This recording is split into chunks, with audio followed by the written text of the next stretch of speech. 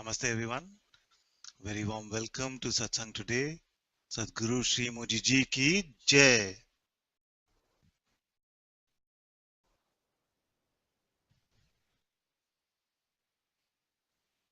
Thank you. Hello, Thank you. Father. Hello. Yeah. Quick. That was quick. Come. It's good. Yeah. Father, I suffer from mood disorder, um, as I told you earlier. Um, so I don't feel like going out. I don't feel like meeting people, and s- and don't like to do anything basically. So is this a sign of spiritual evolution or is it depression?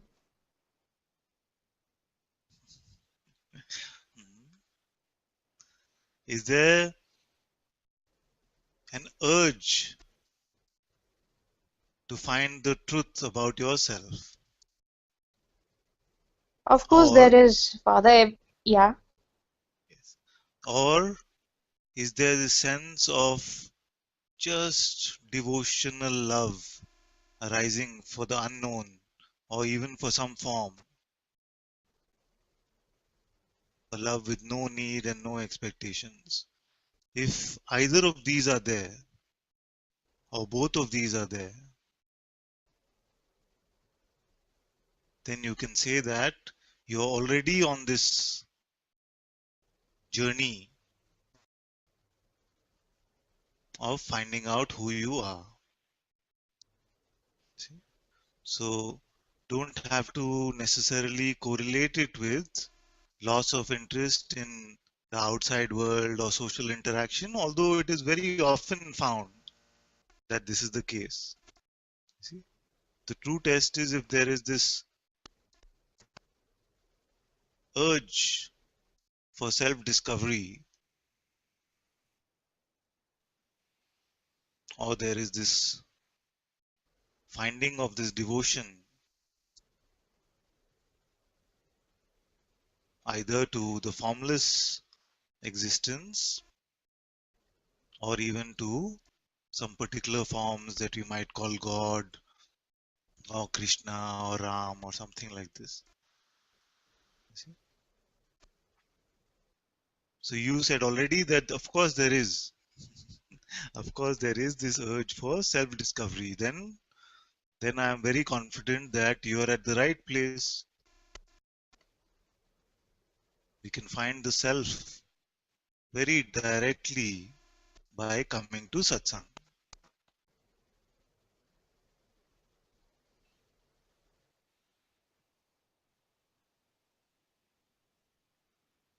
Now, when you inquire, what is it that you find about yourself?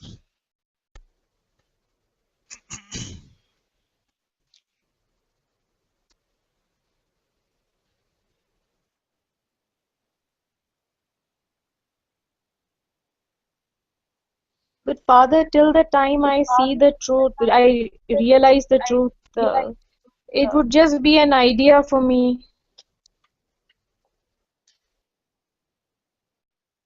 Okay, this is not bad actually. Everything I can say is just a product of the mind till I come to the realization of the truth. Okay, so who is the witness to the mind? Is that also the mind?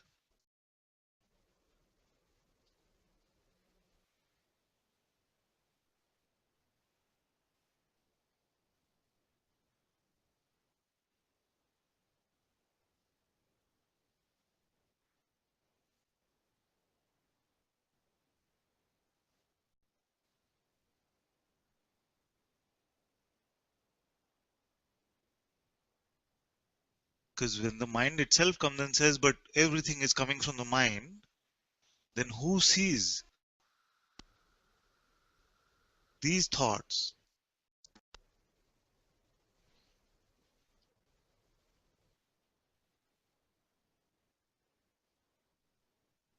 And the mind is nothing but a bundle of thoughts and similar energies. who perceives these thoughts.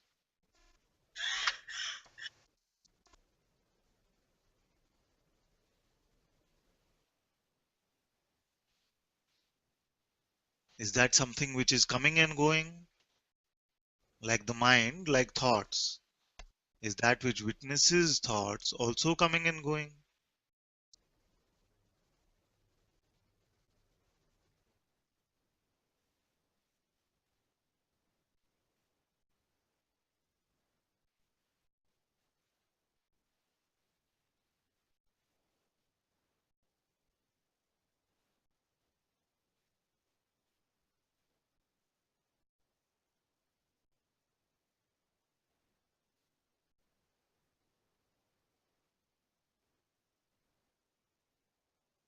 Mhm.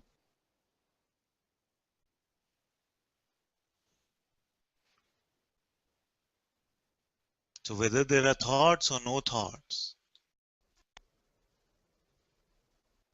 does that mean that there is no you on the basis of there being a thought or no thought? Do you vanish when the thought vanishes?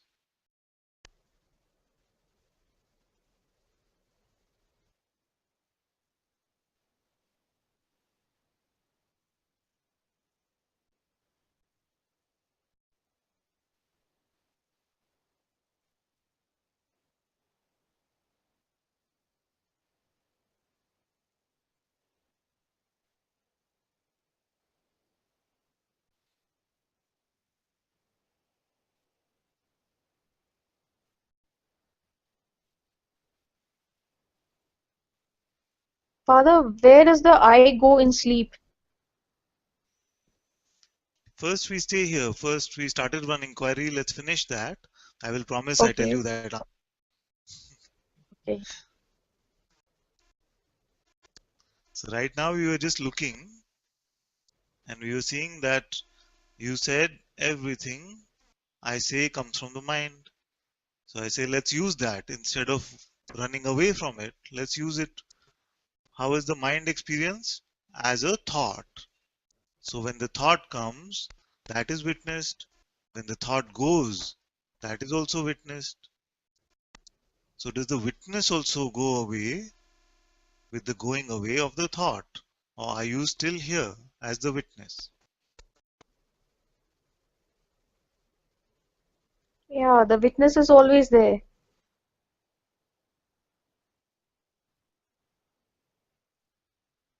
The witness is already here. Now, same thing can be said about everything it outside appearances, Yeah. inside.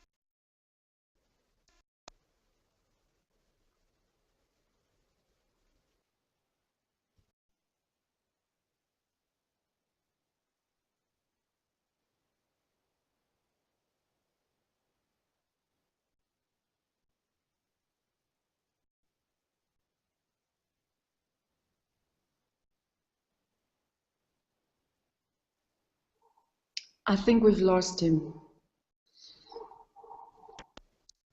We'll just wait for him to come back in.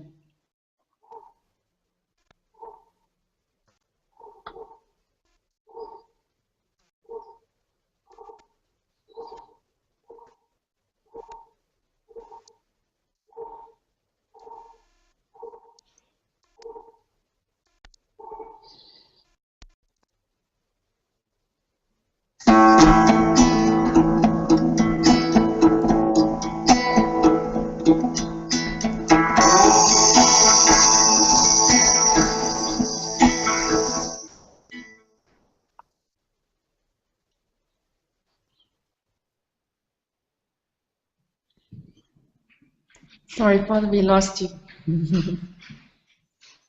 Yes, and it said the hangout is full, so I kept trying. Yeah, So, because when you freeze and you fall out, it takes like a few seconds for your little thing to disappear, and then you can. And I can't eject you because otherwise you can't come back in. Then it would be a disaster. thank you, my dear. It's good. So just like this, appearance changed. No, 1 second hangout, 1 second no hangout, 1 second all of you, next second all empty. You see? and yet I was here. You see? So at what point do I go? When what is taken away for me to be taken away? You see? So that is what we are exploring. Because that which is the truth, that which is eternal, which, which is the unborn, undying one, that is what we are looking for. So let's see what is it that can be taken away and yet I still remain. See? So we already saw that outside appearances, whether they are present or not, I am still here. Then we had experiences where there is no sense of the body. You see?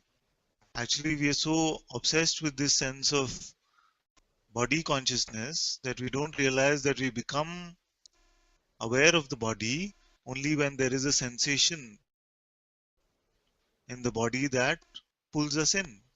Otherwise, we don't feel we are the body. If someone comes and pulls your ears now, then you'll become aware of your ear. Before that, you were not aware of your ear. You see? So the body also can go away, and yet I remain. All thoughts are coming and going anyway. I am still here. Emotions also coming and going. I am still here. So this I, which remains irrespective of that which is appearing and disappearing, this is the I that we are discovering. But isn't it already here? Aren't you already that?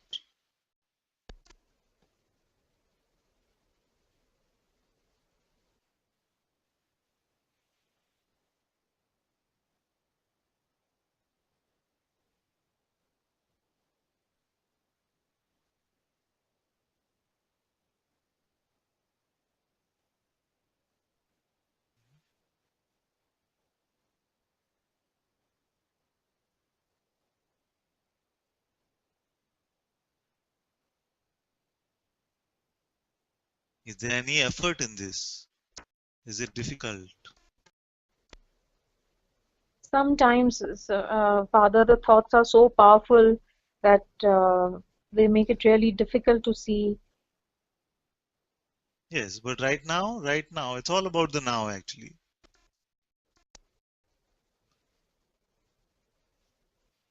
That which is seen, I am witnessing. Therefore, I am not that which is seen. For now, we can work with this simple concept. So, what is seen? The outside world is seen, and our thoughts and emotions are all perceived or seen. But you are still here as the witness of them, isn't it?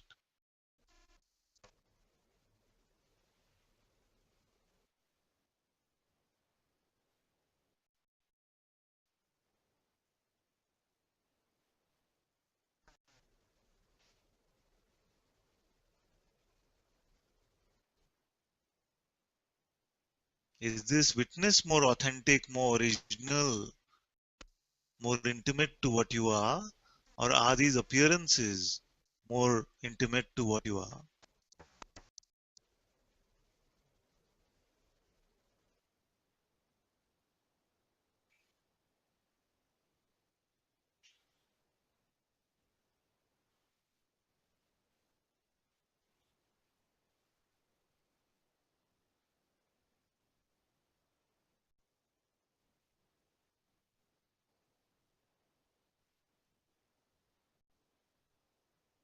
What's happening now?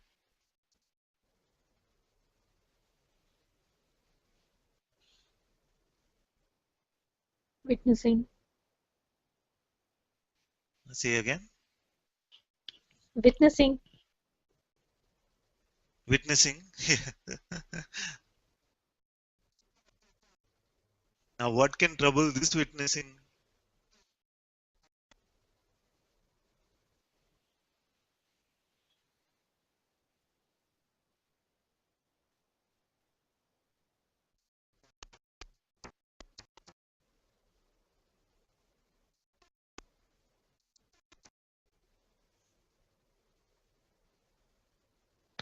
Father, sometimes there's so much of molestation by the thoughts. How will a thought molest the witnessing?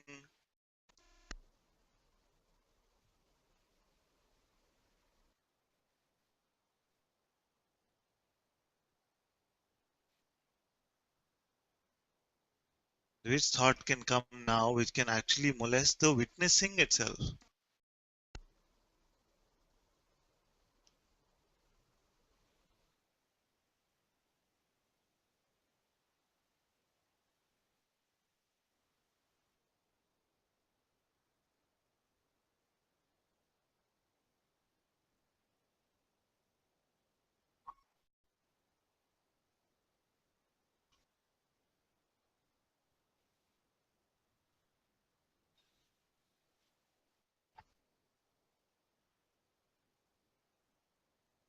There are some uncomfortable sensations arising in the body. And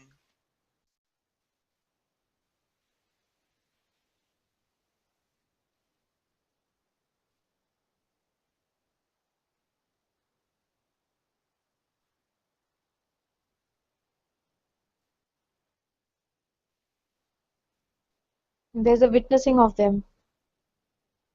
there is a witnessing of them. But is this witnessing affected by any of them?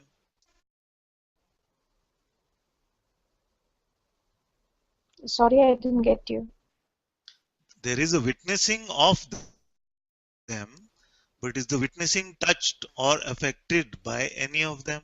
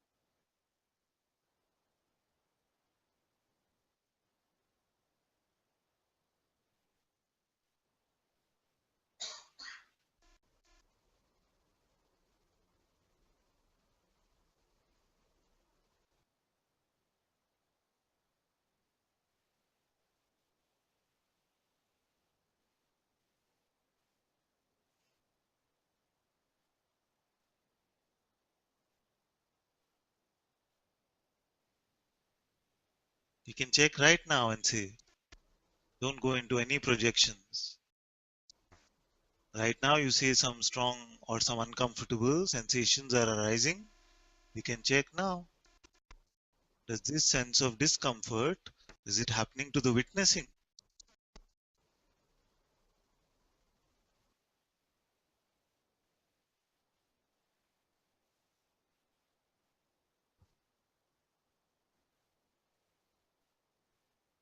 No, it's happening to the body. The body is experienced as some sensations, isn't it? Yes. Who is suffering from these sensations? Is the witnessing also suffering?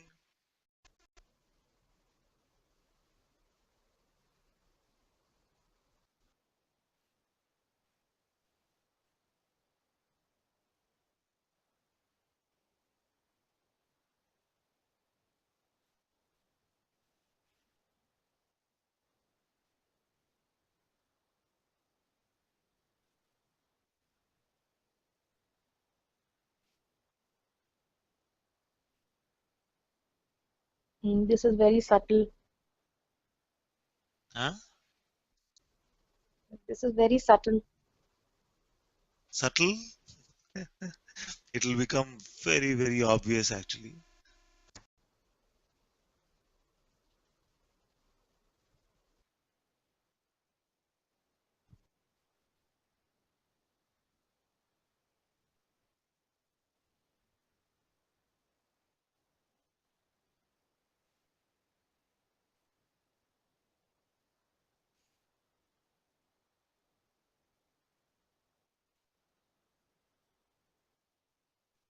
And you will find that actually nothing can make this witnessing suffer. So anytime that I say I am suffering, what are we actually saying? That I am something other than this. But you cannot be anything other than this.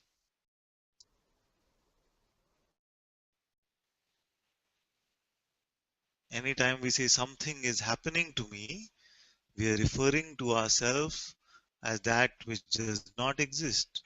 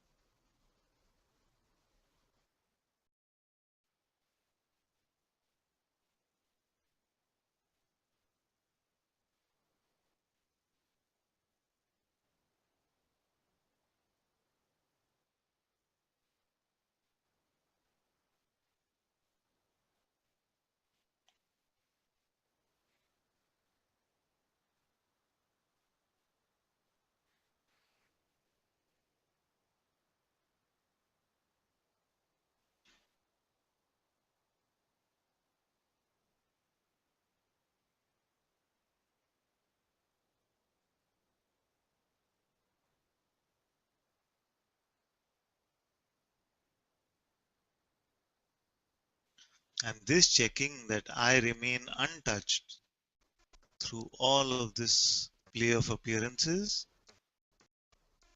is a beautiful checking.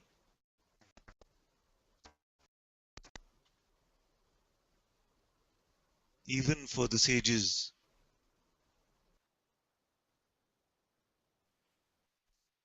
So if something is resisting this checking, then notice where the resistance is coming from.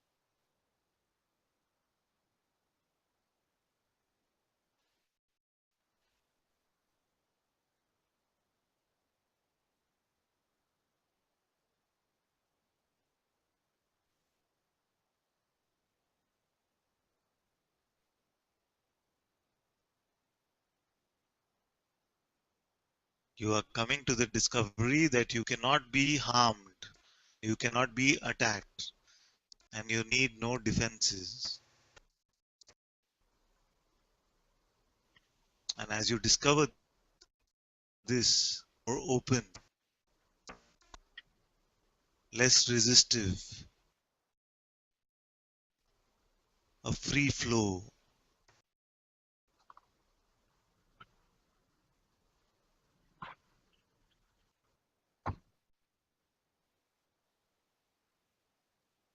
away from ideas of this must happen and this must not happen. It must only be this way, not be another way.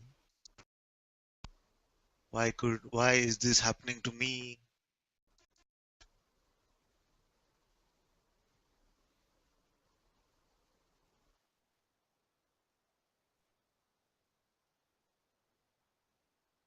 When you see that I remain as the untouched witnessing,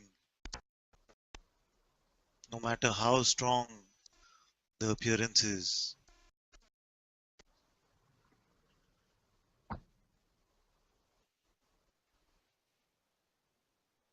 then our life becomes an expression of this freedom.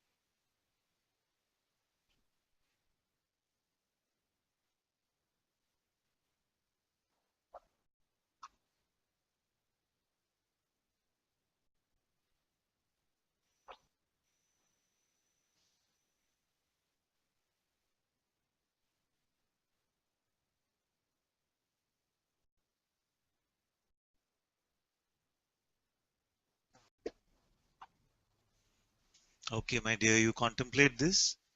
There's a bit of a queue building up, so we'll look at some questions. Then you can come back if you have something to report from here.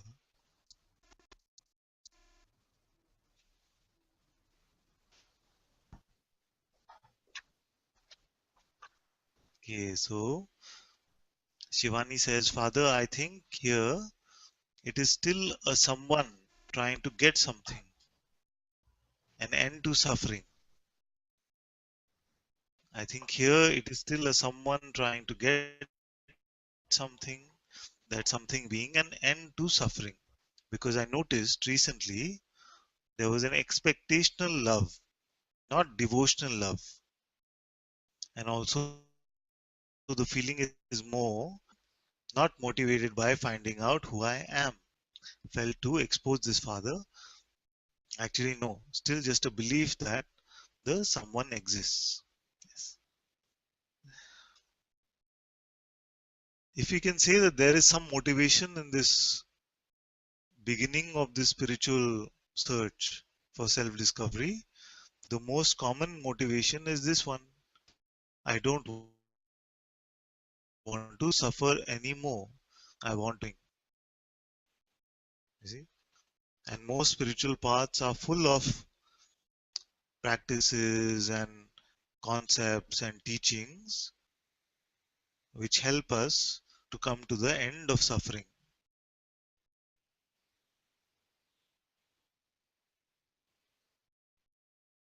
In satsangs like these, we've come to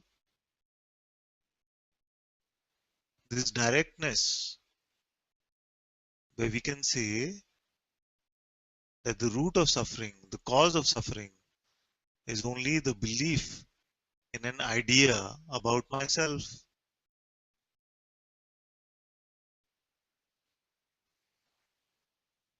And how do we give this belief to ideas about ourselves? Only by believing our thoughts. No idea about myself is really about myself, not about my true self.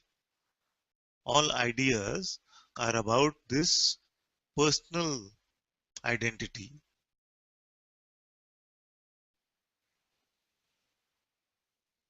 So, anytime we pick up an idea about ourselves, we are picking up some personal identity because all ideas are personal.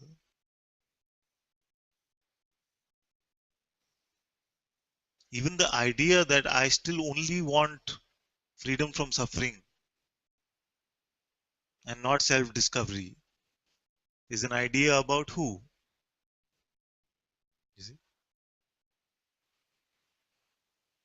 It's about an entity, a seeming entity which does not exist.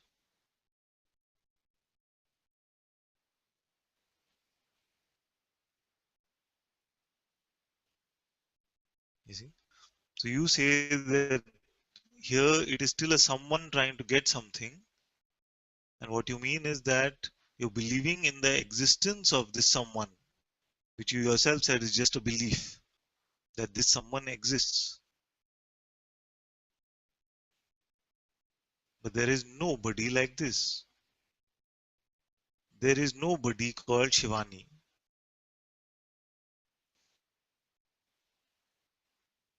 There is nobody called Ananta in reality.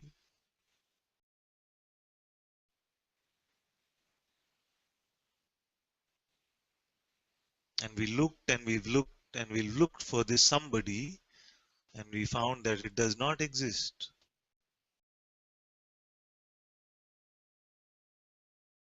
So, how can this non existent nobody come to the end of suffering? Because suffering is only the idea, the belief that this nobody actually can come into existence.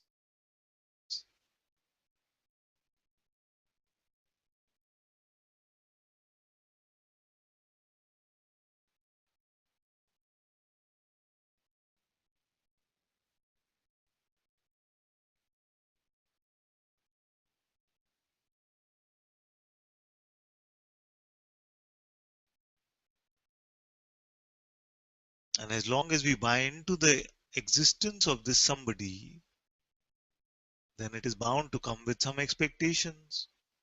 How should this somebody's life be like? What should he or she have in their life? What should not come? What should come? The belief in my existence as a somebody is the root of all suffering.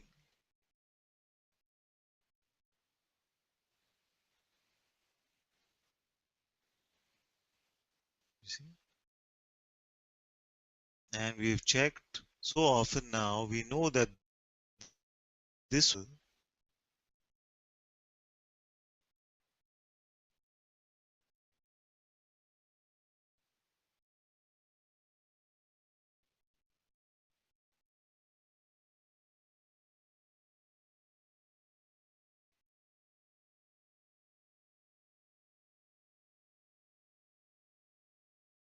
and we are finding ourselves to be this nameless, formless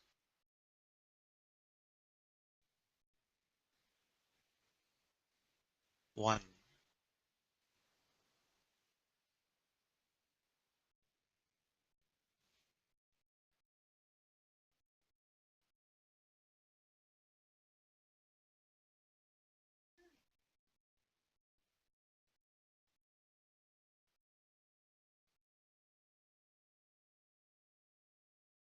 So upon looking, we don't find this one which wants something or doesn't want something. And we find ourselves to be this nameless, formless one.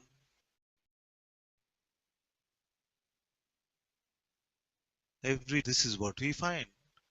Because we see that all appearances are appearing to that one which is nameless and formless. Just the awareness itself.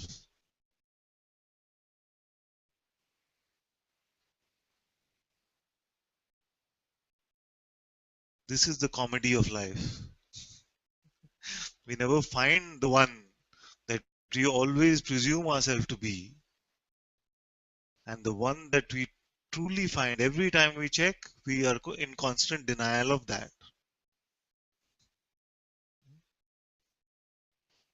Never find the person. If I tell any of you, let's find the person, you start looking, looking, looking. It's so much hard work, and you still don't find. And yet that gets our allegiance. And that which we do find we look at all that is appearing, we find that I am here is awareness itself, which is untouched by any appearance. This we want to deny because there is so much belief in the identity. So satsang is where we come to break this belief in the false identity.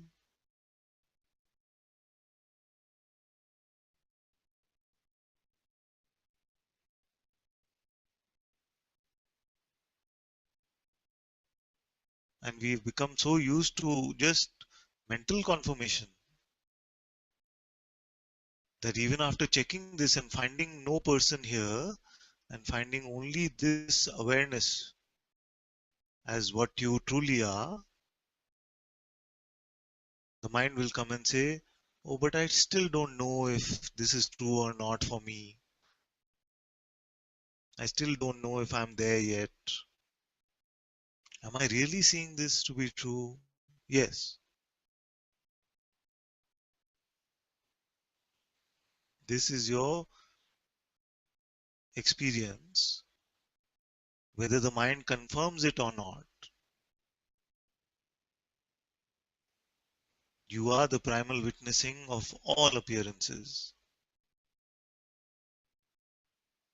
There is nothing that anyone can do about this fact. It is the truth, it is reality.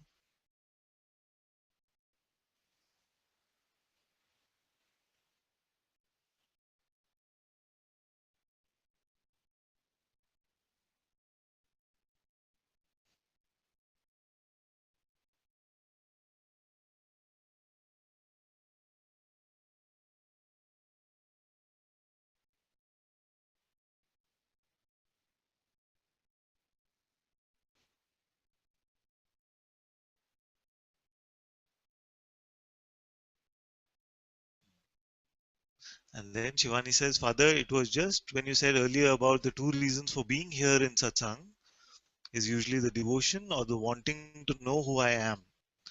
I felt like neither of these to be the reason, but I know that both of these are true for you. So don't buy this story. And then you say it feels more, there is an underlying annoyance of a feeling of suffering, which feels like the motivation. Yes, yes. This is actually also valid. We can add to the valid reasons to be in satsang that we want to come to the end of suffering. And once we want to come to the end of suffering, then that activates the urge for self discovery.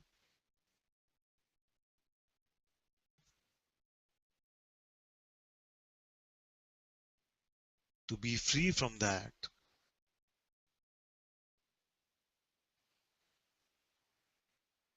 And as long as we are not buying some idea about ourselves, we are already free from that.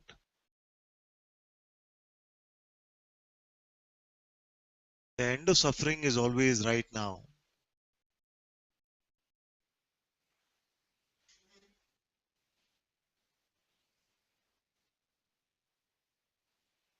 As long as we are buying some idea about the future, it is not the end of suffering. The end of future suffering is not what we are talking about. Right now, it is impossible for you to suffer unless you believe a thought about yourself.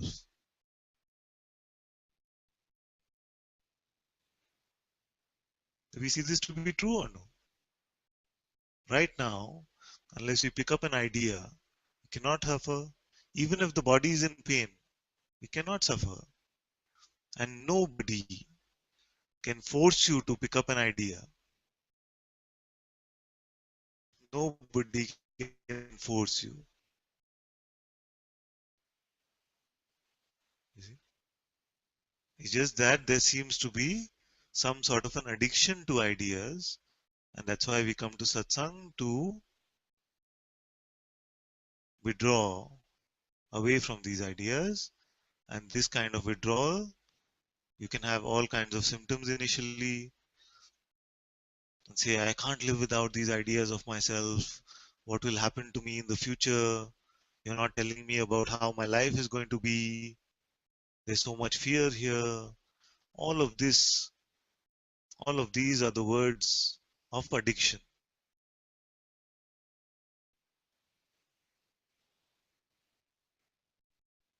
Once you're free from this habit of consuming thoughts, then you find that there is nobody here that can be hurt by any appearance in this universe. Even by the end of the universe, you cannot be hurt.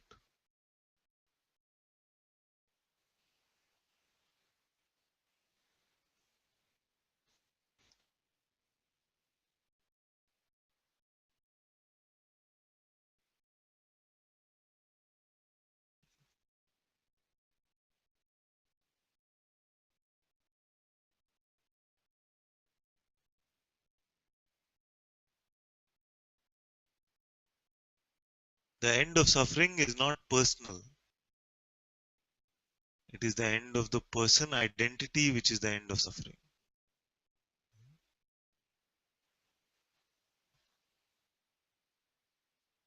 So the end of suffering is not a personal gift.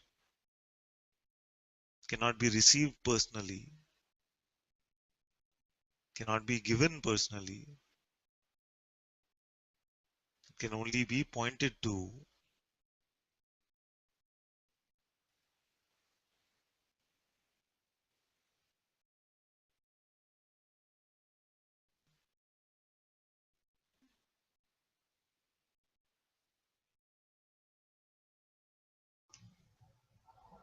Ananta-Chi, may I come? Who said something? I did. Lucia, Lucia, okay, come my dear, come. thank you. In that exploration, I'm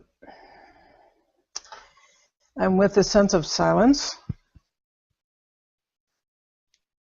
Yeah. and there's something that wonders if this is awareness or is it that there's something being suppressed. So I wanted to ask. Let's go through it together. In the contemplation, you say that there was an experiencing of silence. Yes. This silence means that there were no words there, or there was no appearance there now. What is this? What is the meaning of this silence? There's no thoughts, and it's quiet. Yes. It's extremely, it's really, really quiet. It's And really quiet. it's really quiet.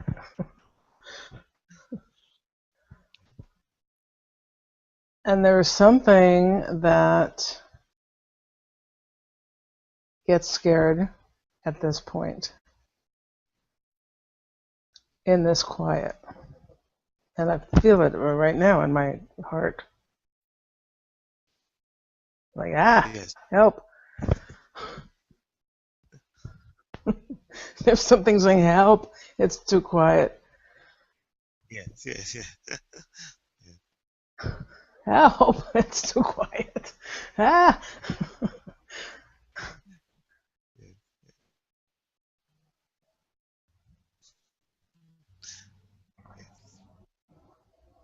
Hmm.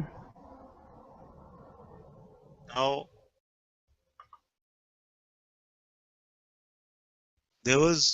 before there was quiet, there was a sense of noise in relation to the quietness. It was noisier. You were Yep. aware of this noise, and then you were aware of this quiet, very quiet. You see? And then you were aware of the appearance of this fear, which came along with the message, oh, it's too quiet, this is scary. You see? Now, what happened to this awareness in all three of these states? Did it change in any way?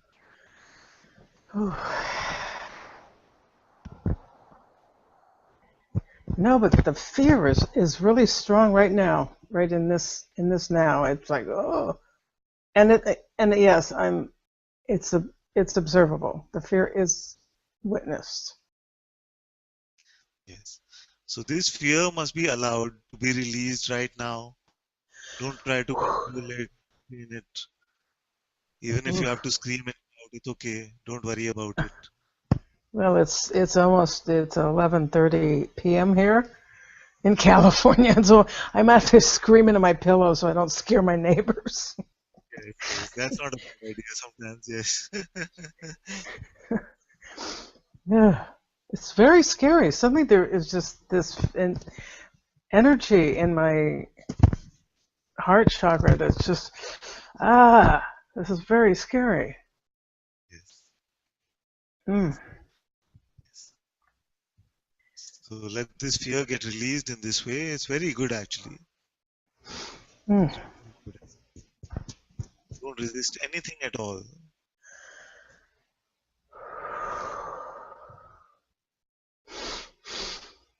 Don't try to push it away. Don't try to hide or run from it. Don't say it's good or bad, anything at all.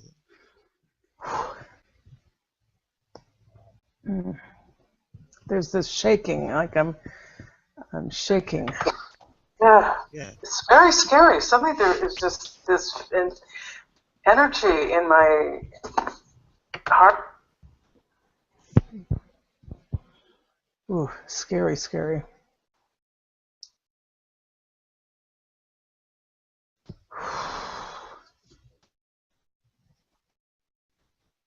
And I'm seeing it.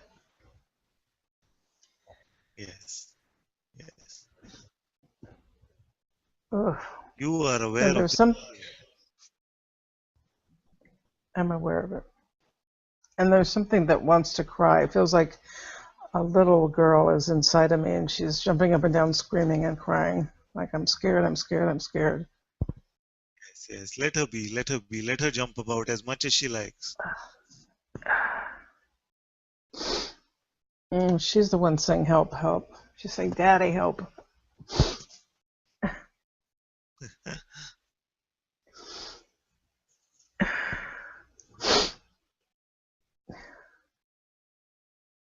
I'm scared. Whew.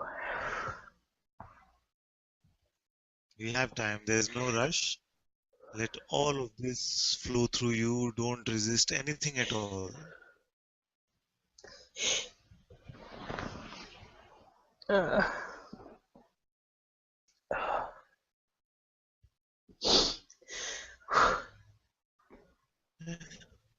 The dropping of prior conditioning is not always pretty and sweet flavored chocolate flavored.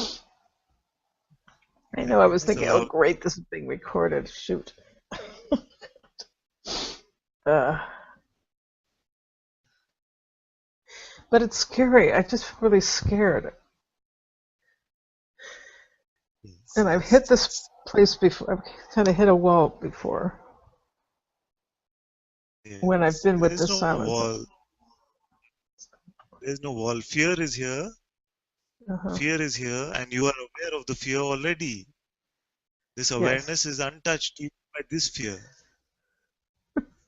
So there is nowhere to go. there is nowhere to go. Not hitting a wall. It is just allowing this release to happen and to see that I remain untouched even in this fear. Like this, it's only a part of you which is untouched, but actually that is the whole within which this small part of the appearance called fear is just jumping about. Even it feels like there's a part of you which remains untouched. You see that this is where I am. This is the truth of who I am. This untouched witnessing of even this fear. And this one is not trying to control any appearance. It's not saying good or bad to any of them. I don't even know why I'm crying. But It's very there's this good. There's nothing wrong with crying. Nothing is wrong with crying.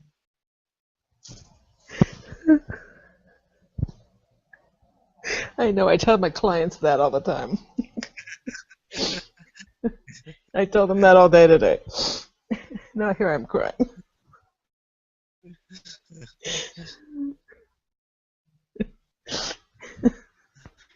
Oh, it's kind of funny.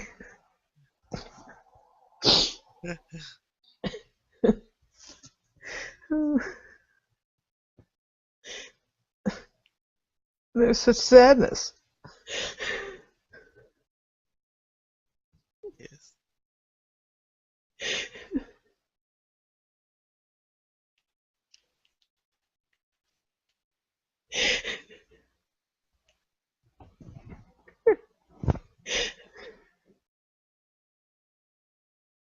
There's nowhere to go. I mean, here I am. There's nowhere to go. I can't run anymore. There's nowhere to go.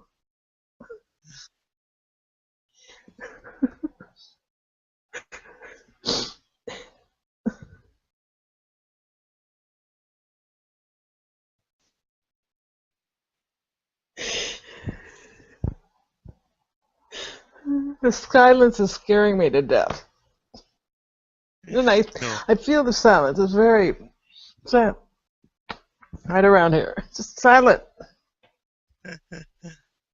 The silence is not scaring you to death. It is scary for the one that never existed. It is scared of this dissolution of the false identity.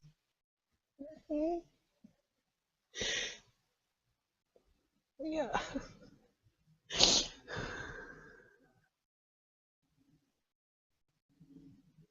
It was that the solution that I started to feel a couple of weeks ago in the restaurant at work.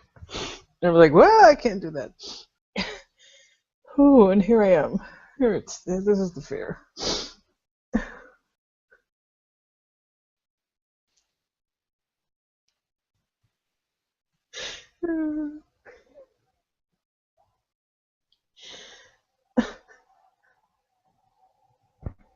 I wish I could put my head in your lap. I'm here. I'm here.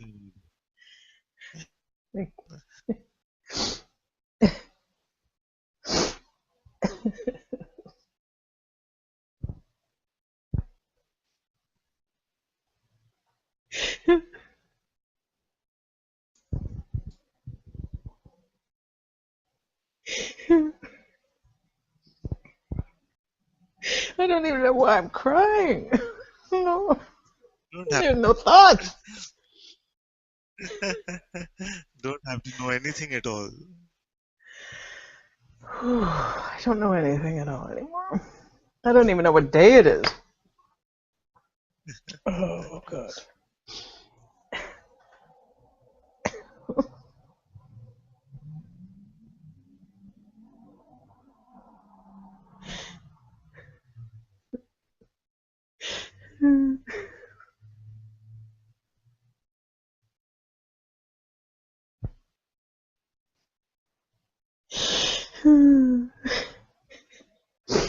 I see people smiling and laughing at it, but I don't know why. Yeah. Uh, oh boy. It's so tangible, the silence.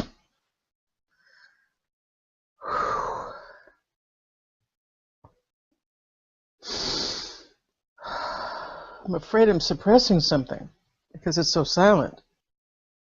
Yeah.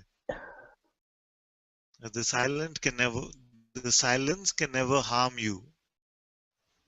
Mm.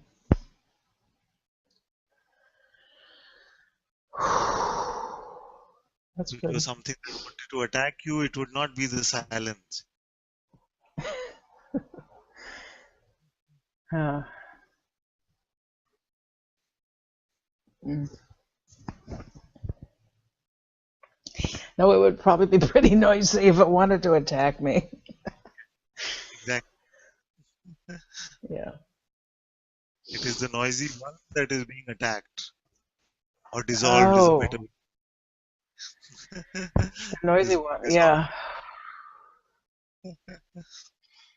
there is a real noisy one over here. She's been here a long time. A long time.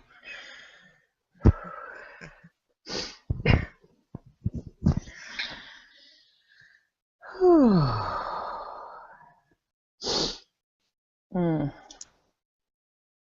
Now what? What do I do? Help! Help! Help! I don't know what to do.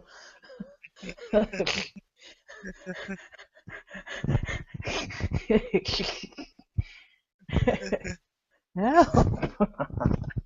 I don't know what to do here.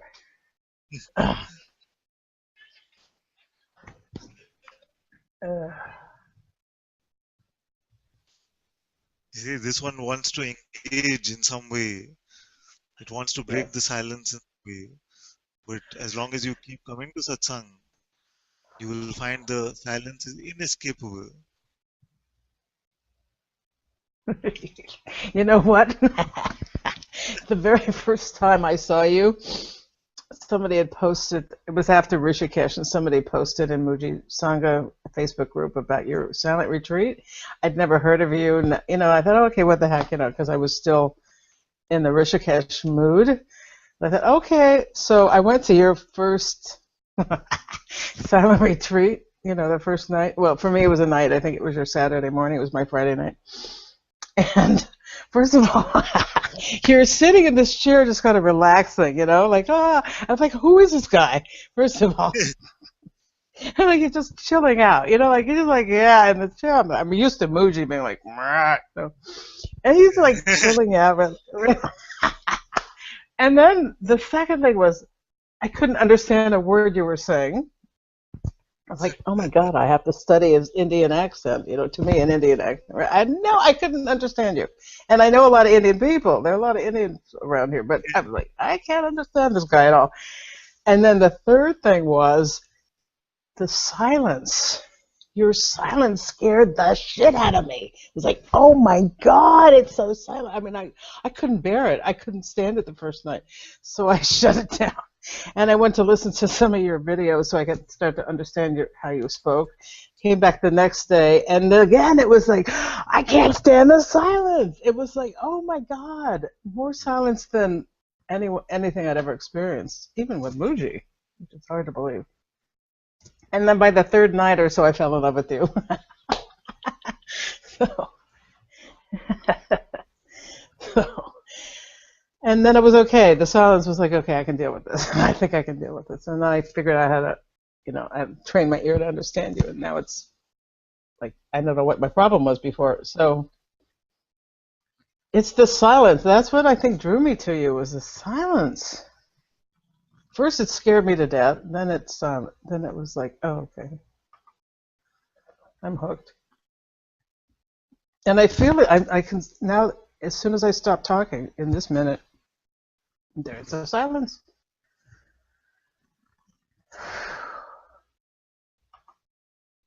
How do I be silent and talk at the same time? Is it possible? Once you get used to the silence, then all talking can come from there.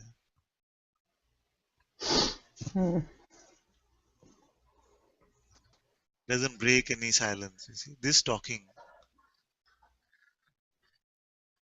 which is only the intuitive presence which is speaking, is not in opposition to any silence.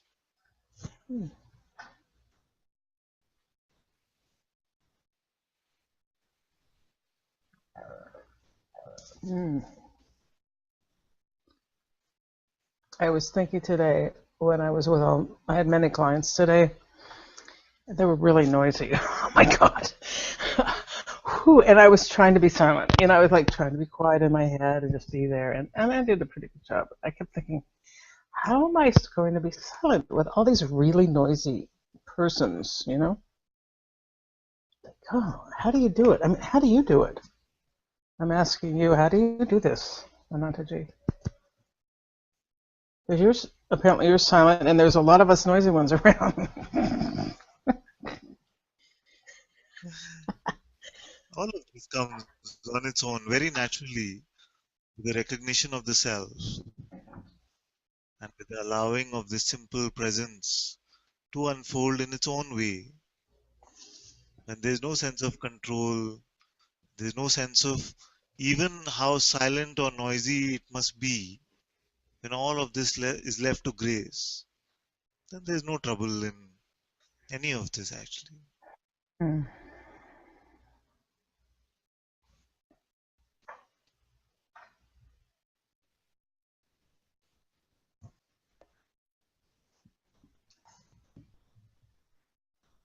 I read a quote today about a Rumi quote.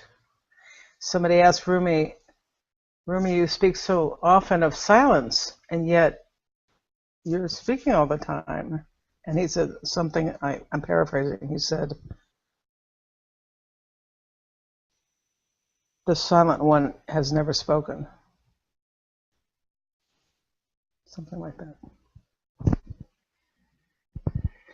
Very beautiful.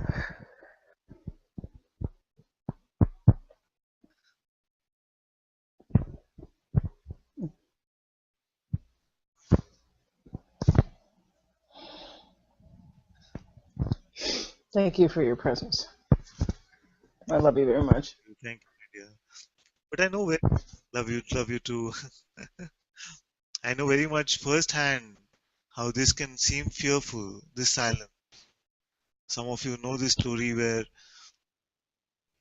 one day actually, or at least sometime before I met Guruji, it happened that one day I resolved not to leave the self-inquiry till I discover the self. Because Bhagavan had said, you do the self-inquiry and you will find the self, and don't leave it till you do. Yeah. One Yeah. day I said, I will do it, I don't care what happens. And I sat down, said, who am I?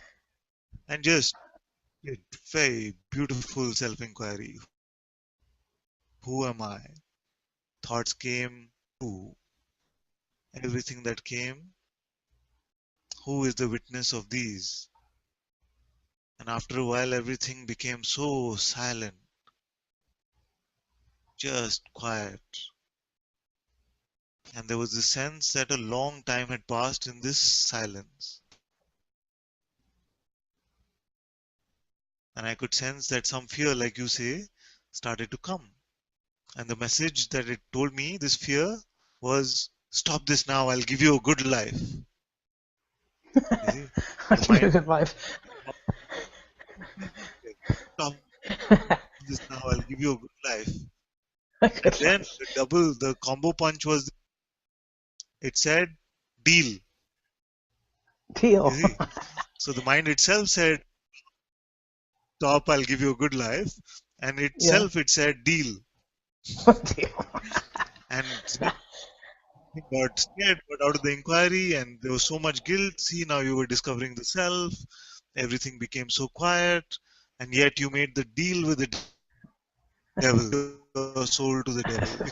This kind of stuff, this nonsense started coming. Uh-huh. But both the offer and the acceptance of the offer were both the mind. I was still only the witness of it. Uh-huh. You see? So that is why the presence of a living master is so beautiful in our life. Because all this nonsense is not picked up. See, all this play can be discarded very easily. So then it became clear that all of mind tricks can be very tricky actually. And it uses all fear, every appearance possible to convince you to bring you back into your personal identity. It can even use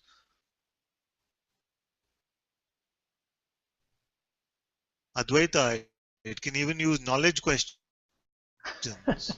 this sense of How does it do that? just by giving you these deals, it gives you these deals in the mind. Okay, now this is a good opportunity for me to ask this question, or just distracts you away from this sense of dissolution. gives you some new lollipop, you know. Yes.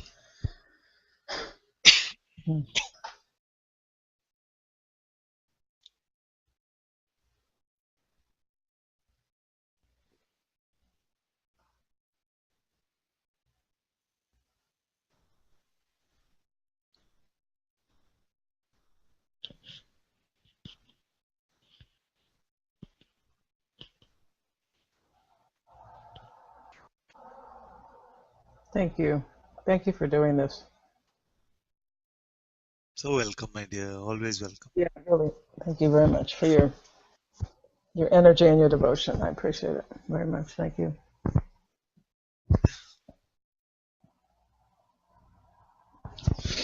Okay. And I've also heard this accent thing before a few times now. First was Shivani, when I heard the first time. Until then, I didn't realize that I'm speaking with some Indian accent or something. I just felt like I'm speaking, you know.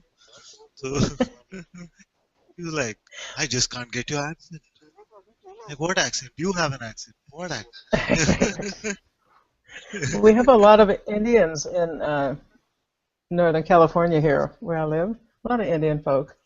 And so I'm used to it, like, okay, whatever, Indians, no, but I could not understand you at all. I had to listen to your YouTubes for a little bit, a couple of days, and then, oh, okay, now I can get it. All right. Now I'm like, yeah, I understand you, no problem.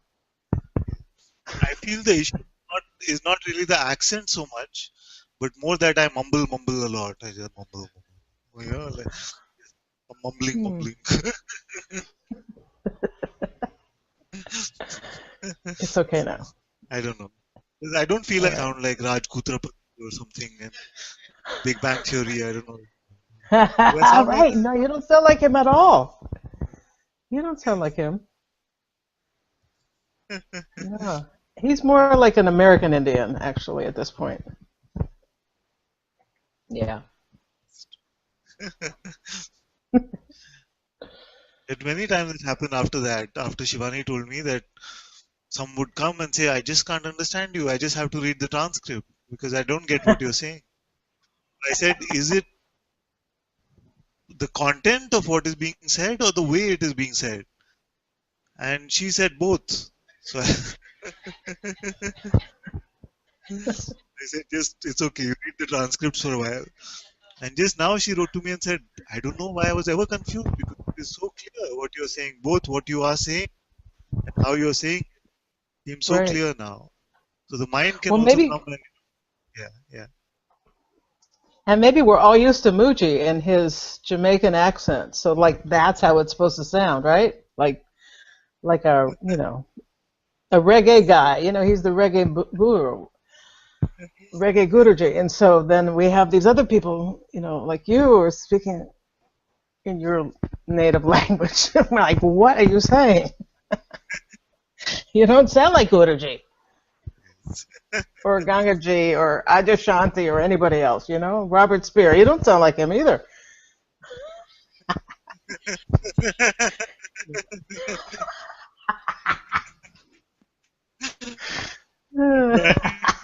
You take it in a good way. Yeah. No, it's fine. It's completely fine. Always a Being told. I'm struggling hard to find one. You don't have to take this personally. Yeah. That's the attempt right now. This is when the rubber is hitting the road. You don't sound like Muji, no matter not like Adya or Rupert Smith or anyone who talks nicely.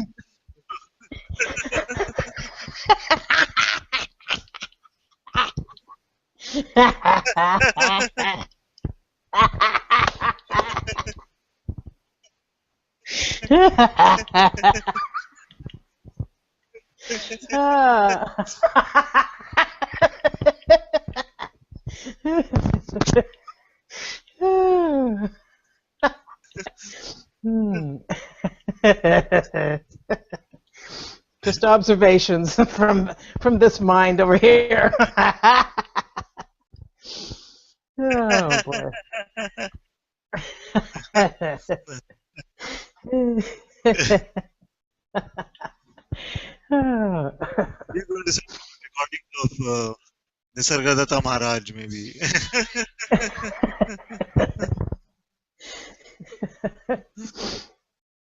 Then there's one I understand even less than you, I understand you. He speaks in another language altogether. I never heard him speak. Some hope still. There's no hope, right? Oh gosh! Thank God for YouTube videos. Yes, yes, yes. Yeah. Okay. Thank you, my dear. Oh, release the floor to somebody else. Okay. Thank you, my dear.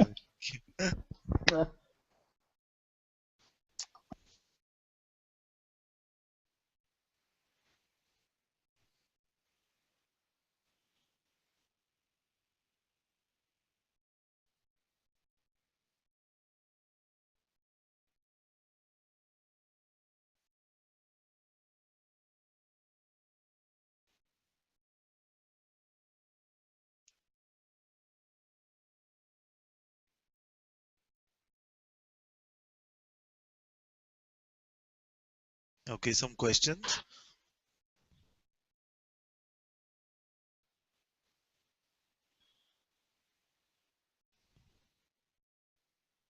Vikas says, so I, as awareness, speak words coming out of the mouth. And then he says, and if that is the case, where is the location of consciousness and awareness? Is the sense I am that we feel on waking up equivalent to attention dropping to its source on being asked, am I aware? That shows that I exist.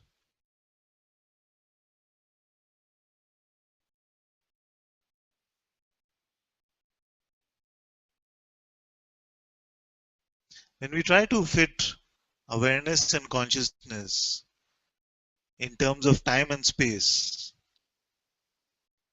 then it is bound to be a futile exercise. Because what is being introduced here is that which you are, which is prior to any concept of time and space. But something doesn't like it. It wants to know it more, but in terms of the reference points that it understands. So tell me where awareness is. If awareness is here, can't you show me the location of awareness? No, because it is not here spatially. It is not here phenomenally. Even consciousness, which gives birth to time and space and to this entire manifest play, can we find its location within this?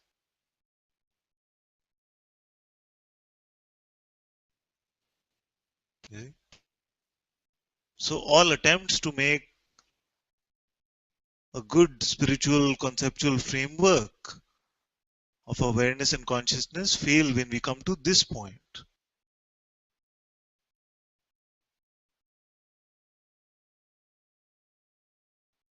That is where all concepts, all answers will fail. But what does not fail is direct experience of your own self. So don't be in a rush to make a report out of it. See that you are, even prior to being, and see if you can find a location. See if you can even identify this awareness before you even try to locate it.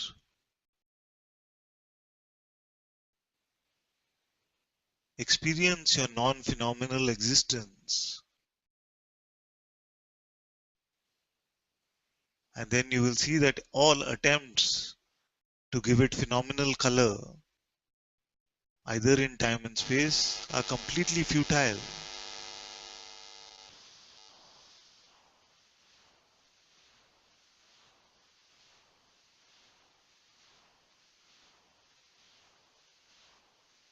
And none of these concepts are helpful.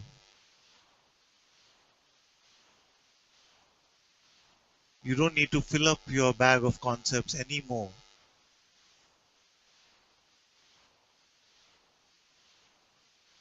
Move away from this conceptual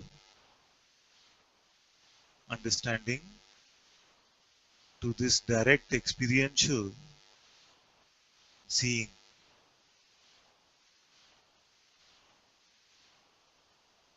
So you say, what happens when the question is asked, am I aware now?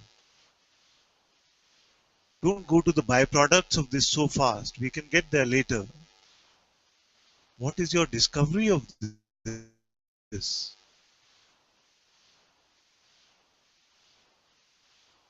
Don't you find yourself to be this non-phenomenal existence prior to the I am?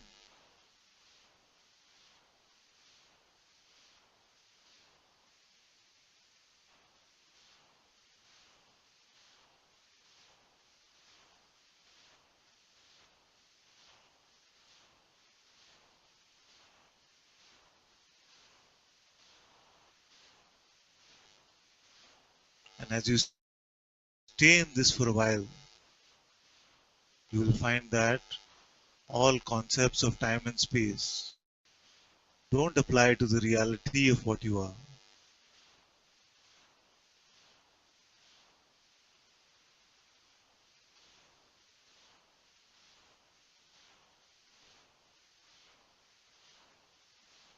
It is time and space that are within you, not awareness and consciousness within time and space. This must be your direct experience now.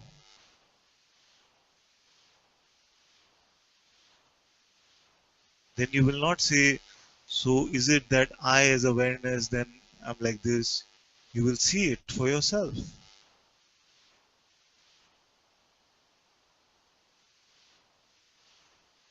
You don't have to pretend to be awareness, you are. You don't have to pretend to be something that you are not.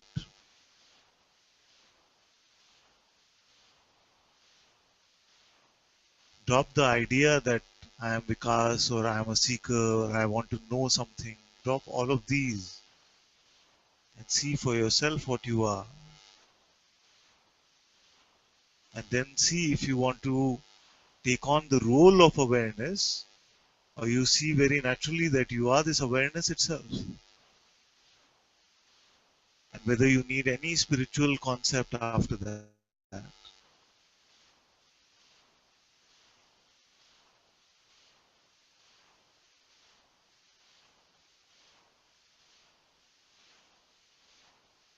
This kind of checking we must do experientially, not conceptually.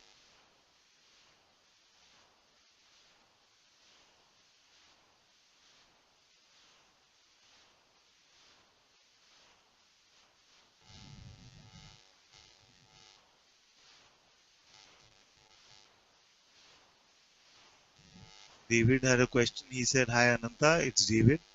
Is there awareness without an entity or object to be aware of? Okay, this is good. David's in the hangout, Father, and your head is going out of the screen a little bit, Oh, and okay. and also I have some sort of electrical interference, like someone sitting near you with a cell phone going off or something, some sort of like buzz on the microphone. Excellent. Oh, Sorry you know to what happened? interrupt with all the technical stuff. What happened is that the power went off. We It's have on the inverter. UPS and there's the big battery and UPS here, which is Uh, next. So maybe that is what is it's causing it. because you can hear it's like a whoosh, whoosh, yeah. Well, at least we have you, so thank you. Thank you. And David came into the hangout to ask you his question. Okay, very good, very good. Where is David? Ah, here he is. Very good. Hello, my dear.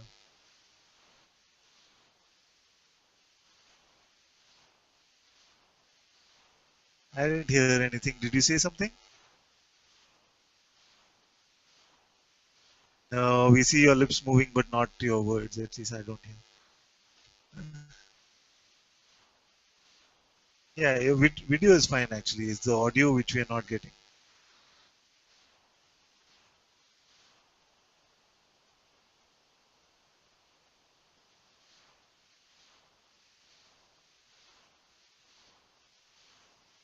No, we still don't hear you. So let me start by answering the question that you typed, and then we see. You can type some more if you like. Is there awareness without an entity or object to be aware of? So let's take an object to start with to be a physical object. So suppose we were to take this object, which is this flower. So we take this. So object is there, and it came into our perception, and it was perceived. Now object went away, but did the awareness also go away along with that? No. There's awareness of this space which is left behind. You see? So awareness of something or of nothing is still awareness. To be able to say that there is nothing here now also needs awareness of it, isn't it? You see? So whether there is something or nothing, there must be this awareness which is unchanging. So in the same way, when we look at our entire life experience, we go through these states of waking, dream, and sleep. These are our three main experiences without even getting into the content of these three. So then there is awareness of the waking state and the content of the waking state. Then there is awareness that there comes sleep. All that was here vanishes. And yet there is awareness that all that was here has vanished. There is nothing in sleep. All of us say this for ourselves, isn't it? All of us experience sleep. Otherwise, we would not know that there is something called sleep unless it is our direct experience. You see? So sleep can come. Then that which we call here in this waking state, that which we call dream state can come, where the body can be different, objects can be different, people around us can be different. The entire phenomenal realm can also operate differently. So all the forces of attention, gravity, belief, light, sound, everything can operate differently. All these can also be experienced. And yet the awareness of that remained untouched. It remained the same as it was in the sleep state, as it was in the prior waking state. So that is why this one is called the unborn and the undying one. Irrespective of which body is being experienced, irrespective of phenomenal perception or not, phenomenal experiencing or not, this remains. You see?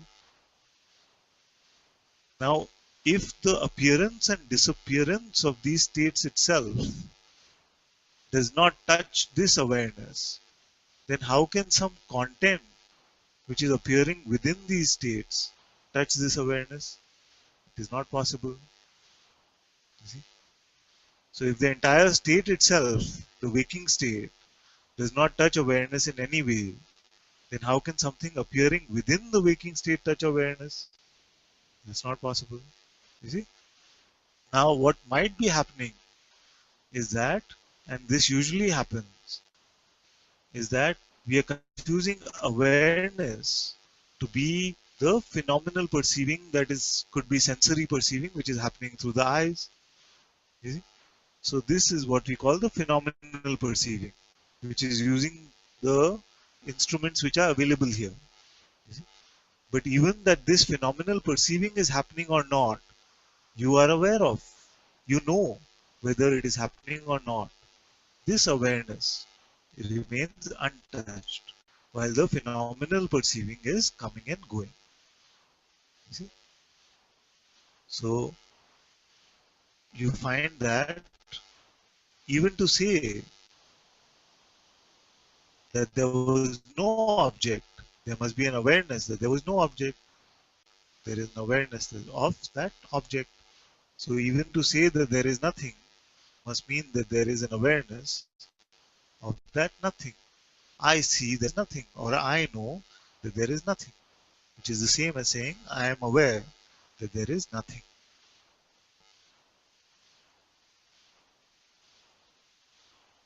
If it was also coming and going, if awareness was also coming and going, then you would remain as that which is aware of this coming and going. You see? So there must be a deeper awareness which is aware of this kind of comings and goings. Otherwise, the concept of coming and going is only for that which is static in relation with the coming and the going. If that itself is coming and going, then for who would the coming and going happen? For nobody. You see, and nobody could ever report on it. So there must be a witness of the coming and going for there to be a report that something is coming and going. So that which is coming and going, that we call an appearance.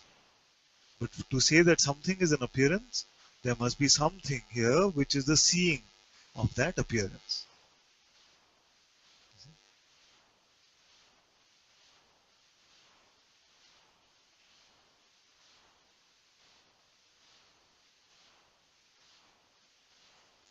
Then the second part of your question was, is awareness independent or conditional on some appearance or another? That we answered now, which is it is completely independent of even the states of waking, dream, and sleep.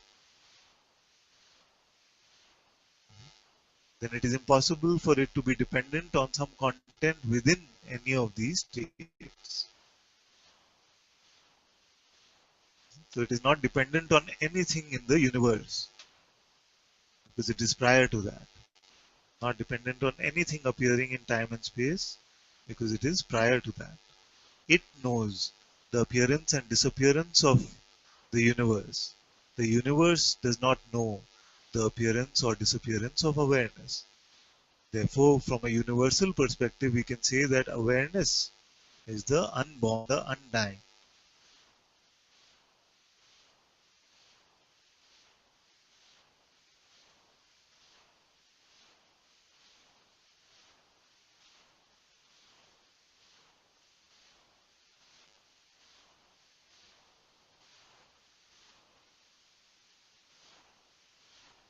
Okay, so there's a queue. Parvati tells me the order of the queue is Shivani, then Stephen, Anil, and Supriya. Okay, let's go. Shivani first. And David, if you have something you say, okay, he says, I can see that everything is seen, but I can't find anything permanent other than the knowledge of whatever appears. When you say knowledge, what do you mean? The knowingness, isn't it? This knowingness remains irrespective of something appearing and disappearing. Therefore, this knowingness itself is what I am calling awareness. Yes. So this knowingness is not phenomenal. It is not an appearance. It is that which knows all appearances. Yes. So that which you are calling knowledge, I sometimes call knowingness, sometimes we call awareness, the primal witnessing, the absolute, the self, all used interchangeably.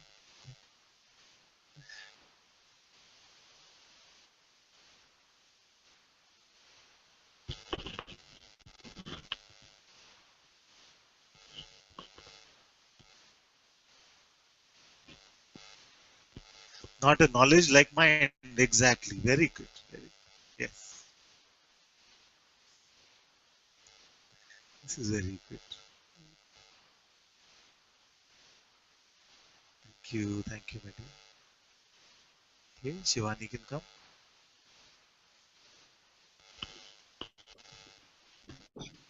Hi, Sarah. Can you hear me okay? Oh, Yes, yeah. I'm just joking. okay. It's good. It's good. Okay. I just wanted to come up because I don't come up very much. And something feels like I should come up. you know, hang out. See everyone else come up, and I just feel like I'm hiding a bit. So Yes. I don't really know what to say, but yeah. Yeah. There's one thing about awareness, like every now and again, like when you're talking, it's like it just seems, it comes clear. The question is like, what is it? Attention that you know that makes it clear and not clear, or because something feels like I need to try, still. It Because can sometimes never it's be just clear. You say, "Are you aware?" it can never become unclear actually. You see? Because even the lack of clarity, if there's some fuzziness or something seems cloudy, then you are still aware of that, isn't it? So that which is not phenomenal at all, which has no qualities and attributes, that cannot become clear on or unclear. You see? And yet, But you're always aware, but you're not always aware that you're aware. Mhm. yes. So what we are talking about then is Like you're the aware of recognition, everything. Yeah. uh, the recognition that I am that. You see, that can seem fuzzy, and then that can seem clear. So that's why when we use the pointing, am I aware now? The mind struggles a lot with this because it doesn't know what to do with this question. And yet the answer is so clear, which is even more frustrating for the mind. You see? Because it finds no phenomenal evidence of this awareness. It finds no phenomenal evidence of this awareness, and Yeah. yet it's undeniable that I am aware. You see? So this is what is the mind Yeah. bypass. Irrespective of the tantrums that the mind is throwing usually, we are not able to say no. Of course, it is obvious, I am aware. And yet I saw nothing to confirm this. I did not have an experience to confirm this. It is just that for an instant, my attention was just at home, did not move away. And I saw that I So am this aware. thing, Yes, yes. there's a bit of a lag. Like I don't know why or how in a hangout, but there's a lag. Your I think your audio's behind or something. So just this thing keeps coming. Like, it's like it feels like there's no control over when it's recognized because it just comes like randomly becomes obvious. And then other times it's like you have to make an effort. It seems like you have to make an effort to actually look. So this is Yes. getting like attention. This sort of it sucks because there's no control over it. No, there's a frustration because of that. Yes, but no control over what? The There's recognition. some sort of yeah, But yeah. when I ask you Over now, the are you recognition. aware now? Yes. See, even before effort, it was already known, isn't it? The effort can come in the reporting of it. I guess. The effort can come in trying to Yeah. counter the mental resistance. The seeming effort can be there. But in the knowing of this, there is no effort. What is the effort that was needed Yeah. to answer, am I aware now? In the looking, there was no effort. Only in the reporting, we can feel like there was some, or in the fighting of the mental interference, there was some effort.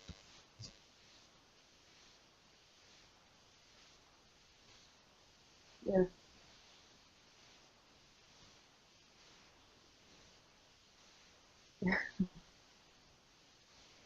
But I Now, feel is that like sorry. It's okay because there's a lag. That's why we're having like this. It's okay.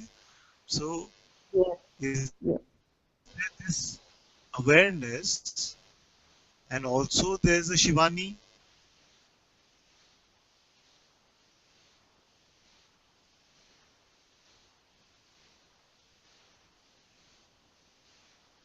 No, that's what I mean. It seems like it oscillates between a feeling of being a Shivani and a feeling of seeing clearly that it's just awareness. And awareness is aware of everything.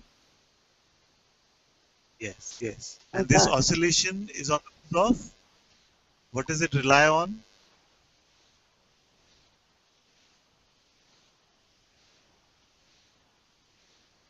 Say that again, sorry.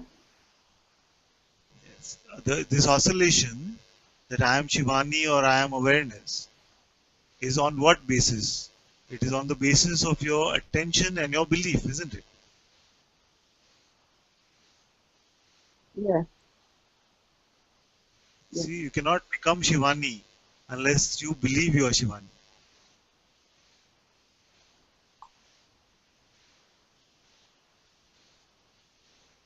So Father, then this like, but there's no saying how or when that's going to happen. This thing keeps coming back.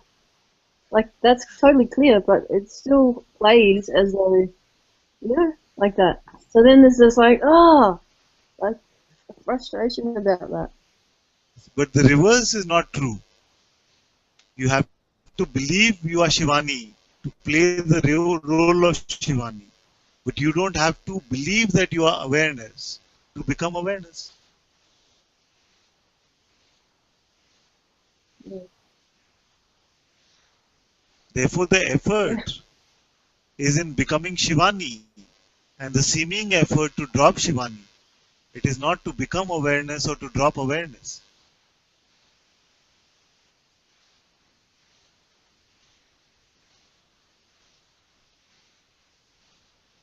So, suppose you didn't do any effort now, what would you be in reality?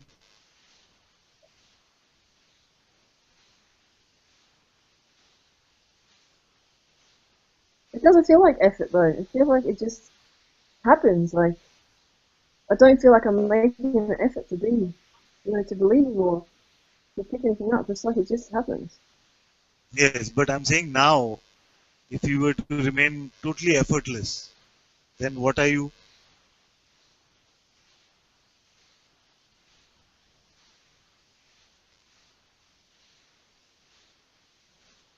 Not even making the effort to look. Not even making the effort to look. What are you most naturally? Just aware, aware. Now, what effort is required to keep this awareness up? Is there any effort needed?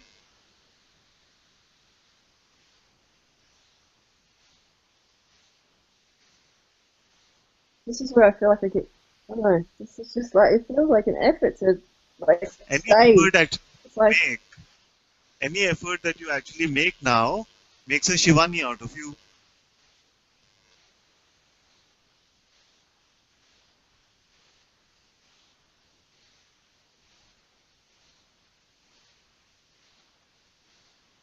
So is it possible to just be this like this effortless?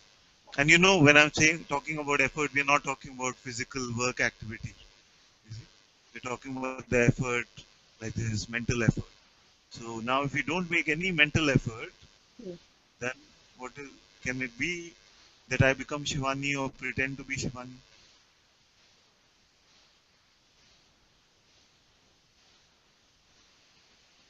Unless you think about it, Yeah. can there be any trouble in this? It's like this. Yeah. No. It's like this. What happens while this fear arises because thinking starts happening, and then like there's this feeling of like trying to hold because it feels like this. As soon as thinking arises, then it's like there's something that's drawn to it, but it's kind of like the effort seems to be like this fear or something. I don't know. It just feels like I know what you're saying. Without effort, it's just clear that you're aware. Then this thinking Yes. comes. It's like there's a fear of thoughts or something. Then it's like an effort. Just try not to, And then an effort happens, and then you're gone. Like that. So even if the sensation of fear comes first, does the fear touch you in any way? When you're just effortless and this fear is coming and the fear is vibrating about a bit, does it hurt the awareness? No. Unless you buy a thought about it.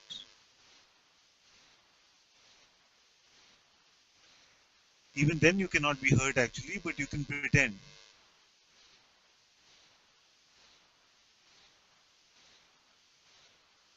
Yeah. I'm just trying to get to the bottom of this one.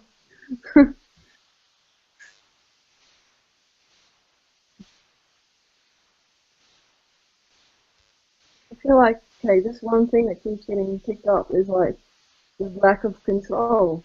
Like everything you say is right, but still it plays like this here. And it's like Yes. everything you say is clear and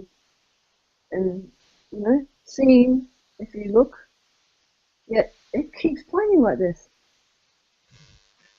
So if Yes. it's like this is what gets picked up. Maybe this is what Is awareness concerned about what the play is, whatever the play might be?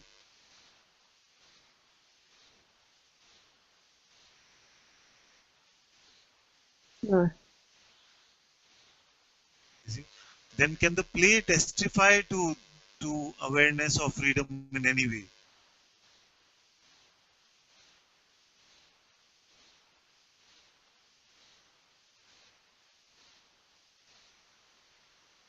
Does that mean like play is irrelevant basically? Is that what you mean? It doesn't really It matter. means suppose in the But play actually you have, worrying about the play is personal. uh, it just means that suppose in the play you're having a fight with your kids or something, no, somebody is not liking you and you're not enjoying the whole experience of the play. There's some. Does that mean that something happened to awareness of what you really are because of that? No, no, that's clear. That's clear. I don't know what's actually worried about this then. It's just personhood. It's just the person worrying about what's all this. It's like a distraction from Yes. And something. the person where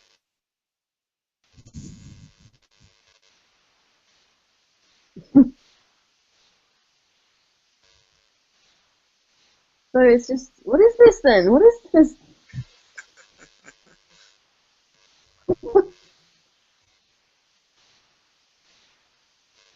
Okay, so like right now, even while I'm talking and having this conversation, I'm aware. But yes, basically, I'm not actually identifying as in my right place, basically. That's it. Because I can feel, I can see I'm aware of all this. yes, you are aware as awareness itself, and nothing is happening to you in any of this play, and it doesn't matter to you what the play is also.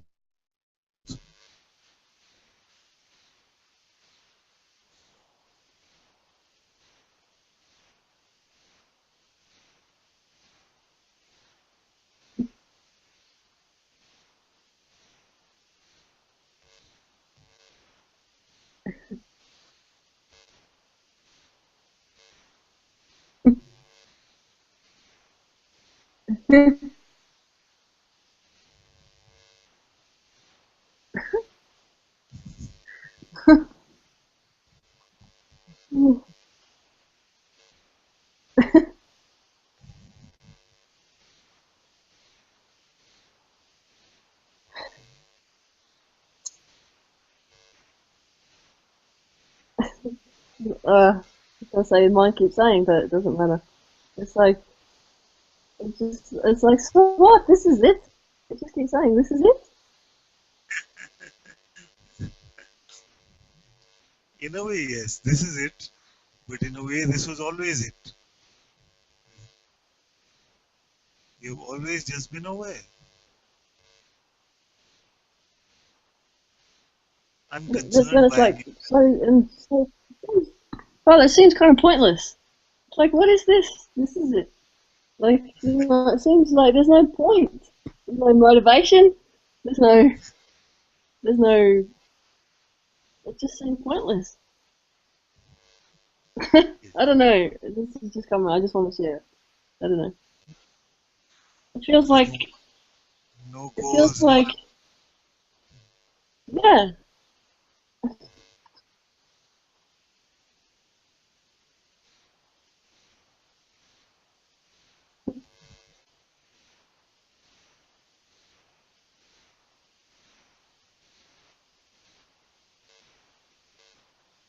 I don't even know what to say now.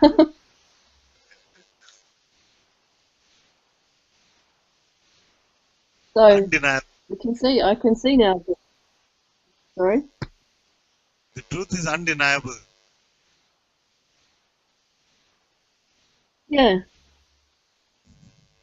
but you can see why awareness, you know, has this thing of creating consciousness in this play because it feels like totally pointless. Otherwise, it seems like it's just existence. It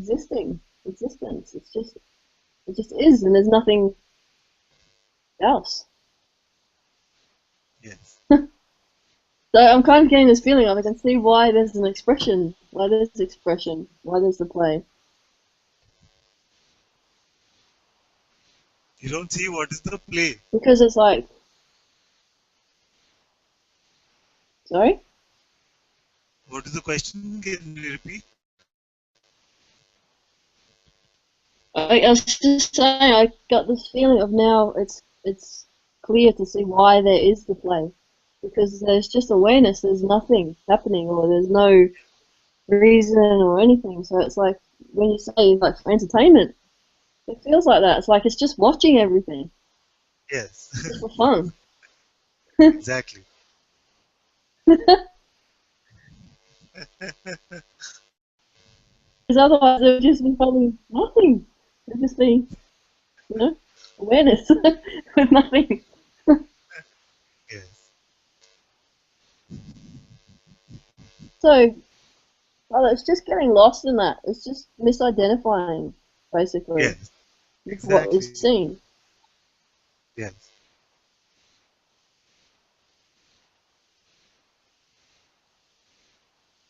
Without really getting lost.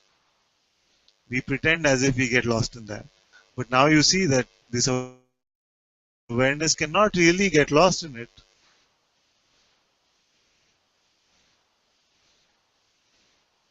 No, it's weird. It's like because you're always seeing.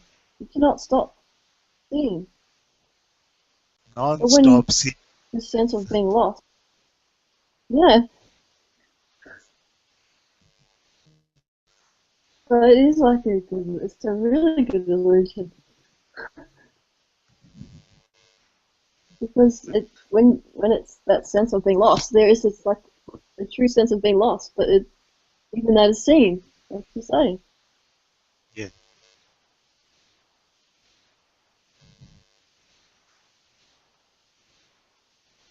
I don't even know what's going on. I don't even know what I'm talking about. It's like, what the hell? What is all this?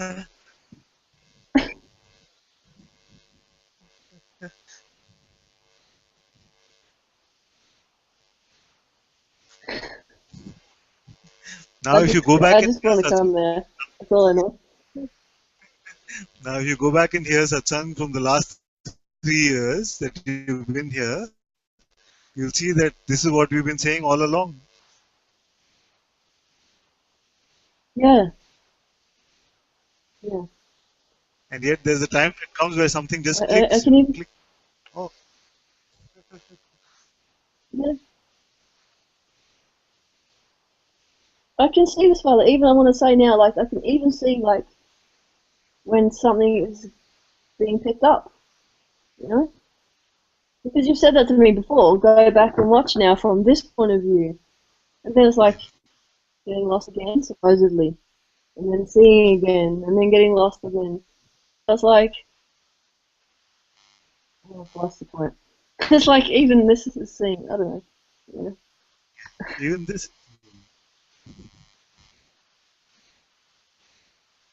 It's impossible not to see. That's so obvious. Because otherwise, you can't even Yes. say that I'm lost. Yes.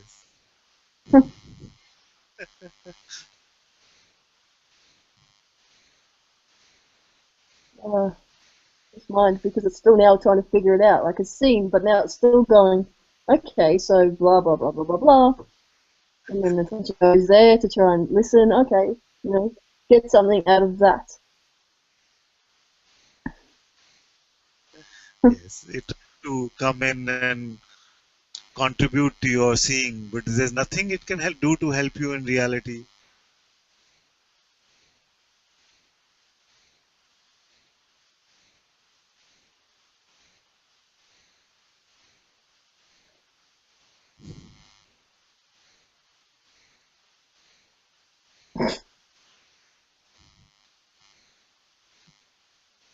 Well, I just want to come to Bangalore. That's all I know. ASAP. I'm already halfway there. You coming? What did you say? You're coming to Yeah. Bangalore? No, I'm just Like, saying. Well, yes, yes.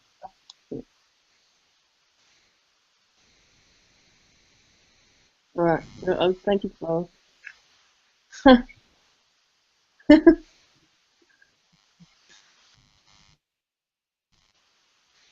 I think I'm going to come up more. Just be able to come up. Just, you know, very good. why not? It's good. Yeah. All right. It's, Thank you.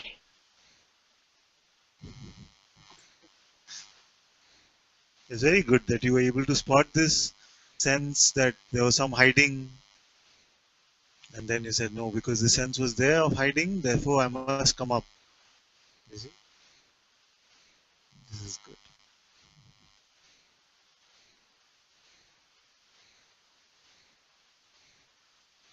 Very Yeah, it's been there for ages, but um, sorry, yeah, it's been there for ages, but what was getting listened to was the mind's like, oh, you don't need to say this, you don't need to say that. You know? But then I see everyone else just saying whatever comes to them, so I thought maybe just do it. That was the. Yeah. They'll come up more. Very good. Very good. Thank you. Thank you. Thank you, my dear.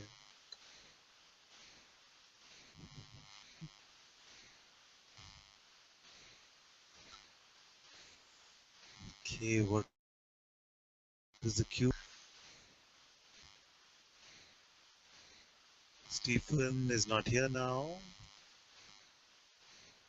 Anilji and Supriya. Okay. Anil and Supriya. Okay.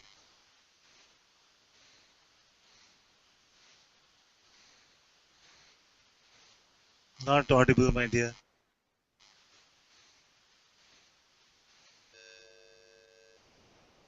No, no audio.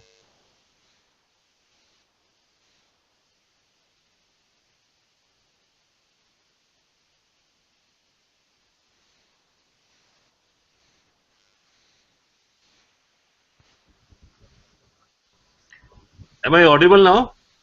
Now, yes, yes. Okay, okay. Uh, the awareness, how it becomes the source of all? Is it that since it is the seer, but this seer has it just makes the mind and the attention alive, but it has no specific attention. The awareness does not have any specific attention. It does not play any role of duality as such. So when we say that source of everything, the I am, which is again coming and going, and how does it source the I am? How does it source the I am? Because then everything generates from I am. How does it source the I am? What is, like, God illumines the mind. Okay, God illumines the mind, and that is Jiva, that is I am. So I am illumines the mind, but that illumines the I am.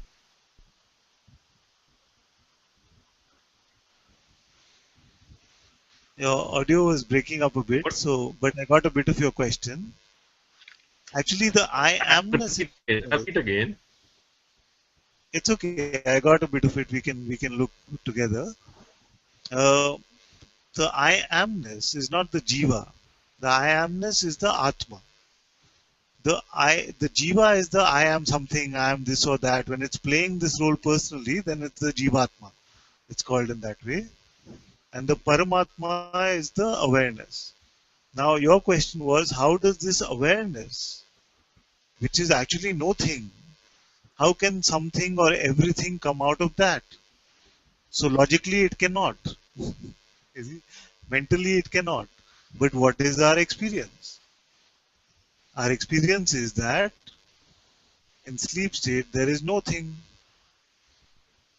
And yet from within this nothing itself, within this awareness itself, is the emergence of the sense I am. Because this awareness was all there is in the sleep state. This nothing was all there was in the sleep state. Therefore, where must this I am come from? It is experience that from within me, inside my awareness, is the birth of this sense of presence or Atma or I amness. And you're absolutely right when you say that with the birth of this amness is the birth of this entire phenomenal creation. All objects and qualities and attributes, all of these come from this. You see? So for the mind it is impossible that how can something come from nothing? And yet it is the experience which is undeniable. This is exactly what happens. Because we have experienced that in which there was nothing but awareness itself. And it is seen that the sense I am emerges from within it in that which is called the waking state. I am aware of the I amness arising. There is nothing outside of me. There is nothing outside of this nothing, nothing. There is nothing outside of awareness. Therefore, I amness also comes from within this. And if it comes from within this, then what must it be made up of? The same nothingness. See, it is the realization of this at which point we can say nothing has ever really happened. Because none of this has ever really happened. Because only nothing has come out of nothing. But we don't have to do a mental conceptualization of any of this. Stick with your experience, and all these insights will become clear, and you'll be able to share them from your own experience. Experience says that from nothingness, you know, the seed sprouts. The seed sprouts, consciousness sprouts, and then further everything happens. Experience is fine. Uh, you say awareness is aware of itself, but there are no words as such. Awareness has no language, nothing. So when you say I am that, so who is recognizing this I am that? From where is it coming? Is it coming from the I amness? No, it's coming from Who the is saying amness. I am that? I am is recognizing its source. It is saying this is in reality what I am. But that reality is the unspoken, without qualities, without attributes. Therefore, there is nothing that can be spoken there. So it is the consciousness which is recognizing the source of where it came from. And it is saying that I am actually that, although I am playing in this way.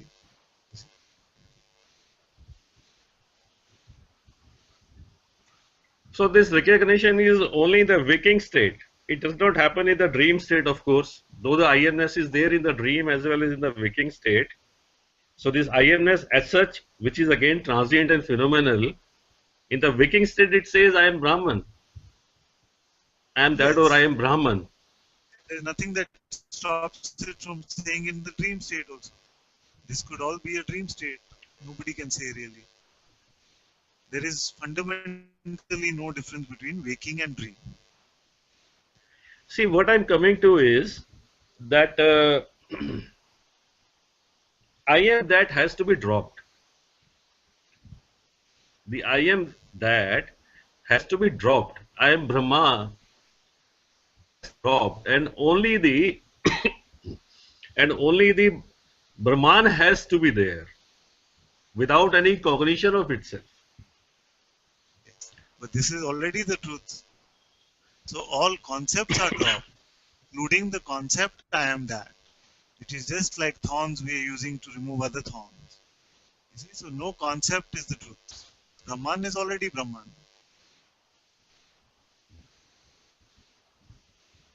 Yeah, but for the looking also has to be dropped. The seeking has to be dropped. The seeker has to drop. The seeker, stop the seeker. The one that is saying seeker has to be dropped is also the seeker. Because it's saying to find freedom, I must drop the seeker, which is still the seeker. Don't pick it up. Rather than believe your next thought is enough not to pick it up. It's already dropped now. Where is it?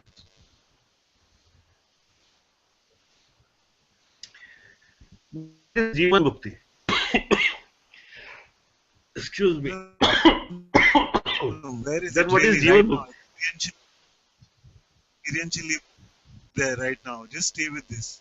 You say seeker has to be dropped. I am saying don't pick it up. Any concept that you will pick up is the picking up of the seeker. Don't pick it up. Then where is the seeker? Doesn't exist. Yeah, if the seeker does not exist, then if it is only the awareness, and if one stays in the awareness, which again is a practice after knowing the truth, because the mind will keep on coming and it will keep on getting your attention. So this attention on the awareness, or what Bhagavan Muji says, that in the heart or be quiet or be silent, whatever it is, Papaji says be quiet, no thoughts, or what you call is the mano nasha. For this the practice is required.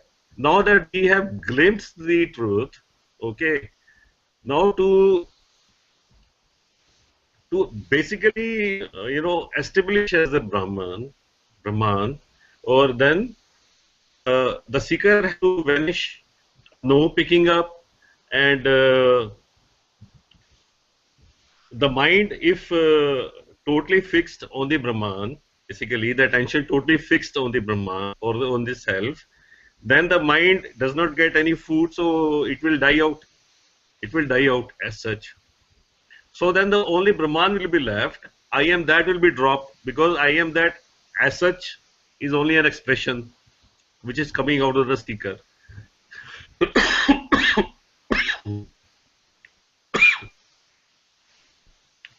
So are you doing this practice? What is that you are doing? Because you You told are me that on the third day when you met Bhagwan, then the separation ended. The separation is oneness. From oneness to one, which is the absolute, there is no duality as such. Even the cognition of the awareness being aware of itself, this has to drop. So what is it that you are doing? I'm just not buying any of my thoughts. Sorry, actually, your voice is breaking. I'm just not buying any of my thoughts. That is sufficient? That is more than enough. Okay, okay. Fine. So, do you put any attention somewhere? No. Do you put any attention somewhere? But very No naturally, need. when we are not believing our thoughts, very naturally the attention comes to rest in our own beingness or in our own awareness. There's not so much concern even about attention.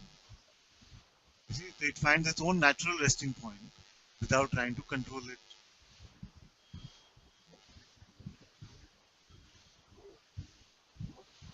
Okay, thank you. This is what is the Jivan Mukti. When you say, I when don't. everybody wants to be Jivan Mukti.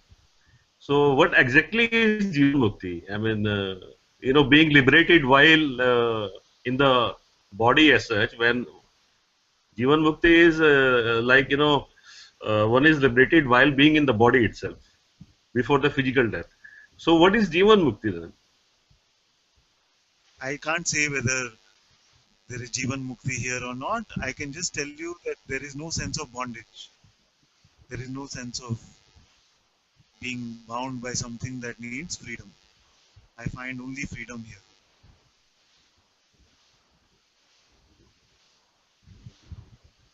So, there is still this cognition that something can bind me, and the other side of it, that I don't feel bound. I don't No, feel bound. there's this clarity that nothing can bind me. I cannot be Yeah, bound, so although there is a memory. There is a memory that there was this idea that I was bound, and without the idea, there was no bondage.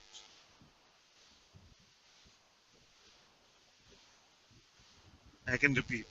There is clarity that I cannot be bound, and yet there is memory of this idea that I was bound, and it was only the idea itself which was the pretend bondage.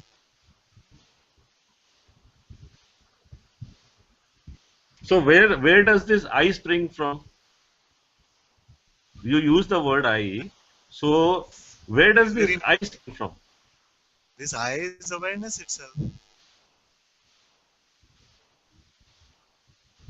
Okay. So the bigger I can talk like this. The bigger I, the awareness can talk like a bigger I. That is the Yes, but spontaneous utterance which is coming from that state. this it needs the presence of beingness, the dynamic aspect of itself, to be able to even report from the source of the truth.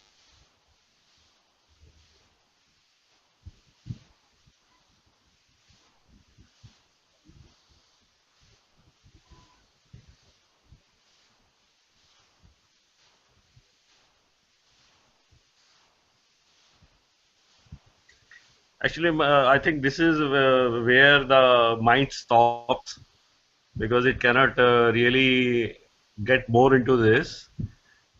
So the instructions which I pick up is that you don't buy into the thoughts, and there is a natural tendency to rest in the awareness, and the other one is your experience only. Very good, Okay, thank very you, good, Father. my dear. Very good. Thank you, and thank you for posting that excerpt on my wall. I found it very beautiful to read. Very nice. I, I did not know. I had this book which I bought from Ramana Maharishi Ashram in 2008, and I had forgotten about this book. So when I got stuck on this nothingness and awareness, so I just remembered this book. Very good, very good. Sometimes Thank you for one does finding know this book. that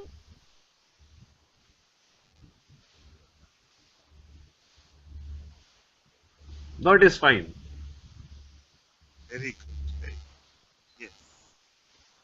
Thank you. Thank you. Thank you. Sometimes it's also very important to get that validation and confirmation from a source like Bhagwan or from one of these ancient scriptures.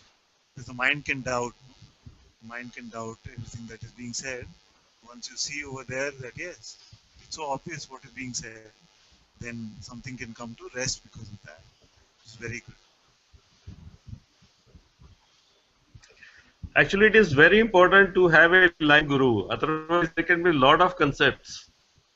So, because guru has traversed the whole path, so he knows where the people will get stuck. So, the validation, the self-validation will not do. Self-validation will not do. It will do only to an extent. After that, the knowledge has to come.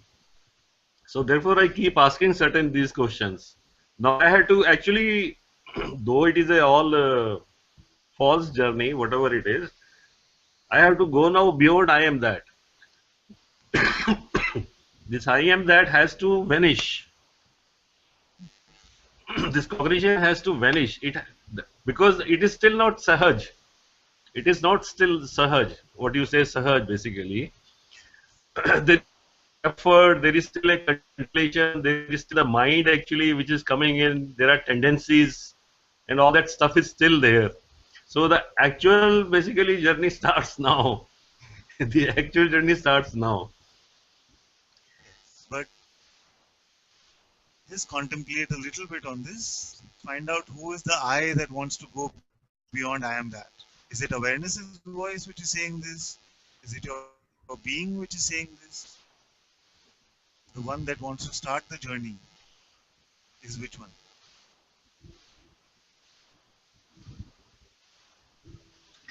There is no journey as such. As such, there is no journey. If I only stay in the awareness, that is sufficient. There is nothing further required. There is nothing further required. Yes. So it is just a small wave actually, which is coming in the ocean. It's It is just another play. It is just another play actually. very good. Very good. Okay, thank you, We my are all dear. in the play. Like Papaji said, the seeker is a small wave, and masters they are the bigger waves. Masters are all the waves, but they are the bigger waves. Everything is a wave actually. Thank you, Bhagwan. Thank you, my dear. Thank you. Supriya is still here. She didn't vanish. Huh? It's like full on emotional blackmail. Huh?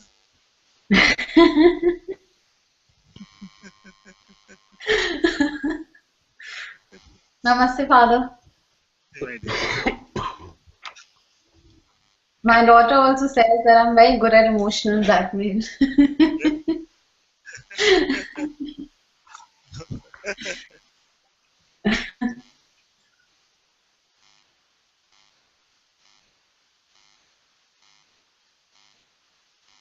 So I'm here facing you.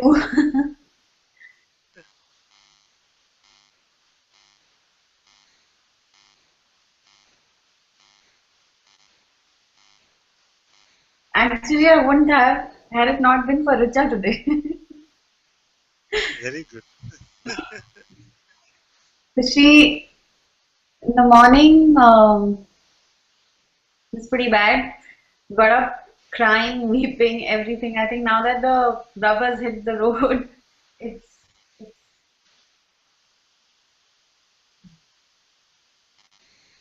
lots.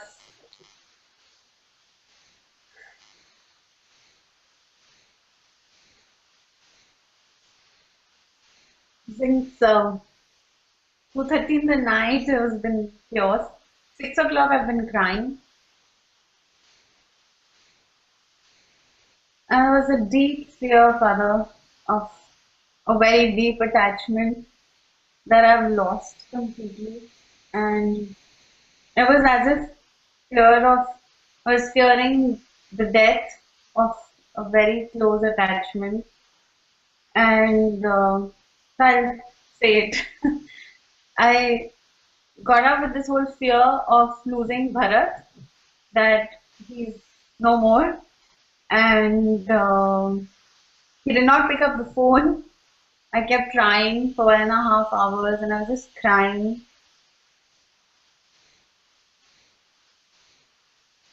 Well, he did pick up the phone, but during that whole time while I was crying as if there was a major loss that's happening, my father-in-law's factory was burning in flames. The entire factory was burned. What happened? It was burned. Oh, okay. Yeah, it's completely like full loss, and with this deep sense that something is going wrong.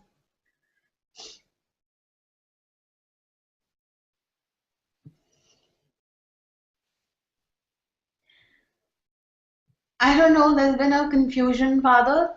Can you hear me? Yes, yes, yes.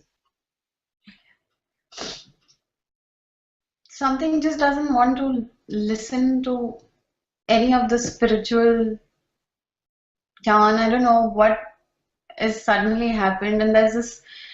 So 2 days I just refrained myself from reading anything because nothing was going in. I mean, nothing of what you were saying was making sense right now. It was like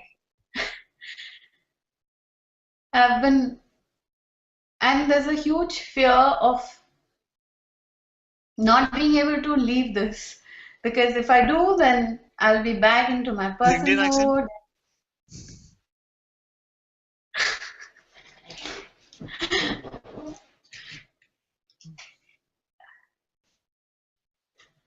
And now?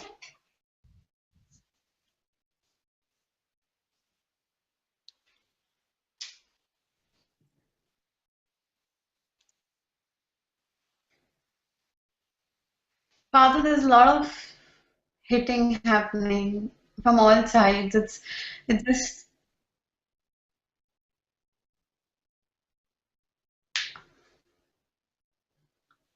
I can't hear you, Father. It's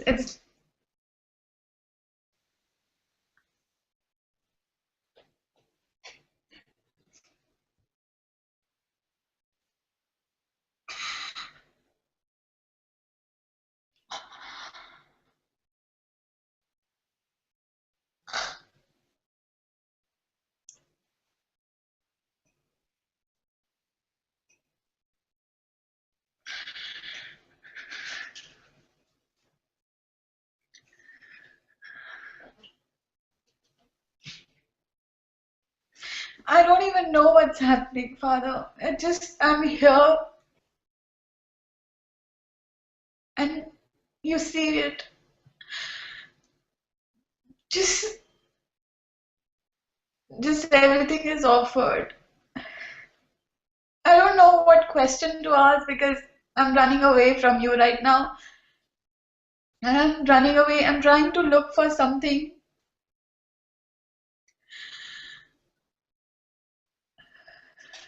It's fear of even going away from this, which is like the entire life literally.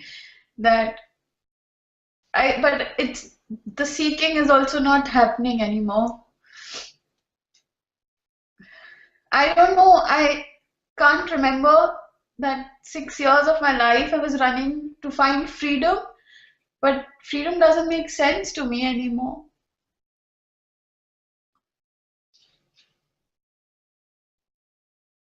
What is the being? What is my being? I don't know.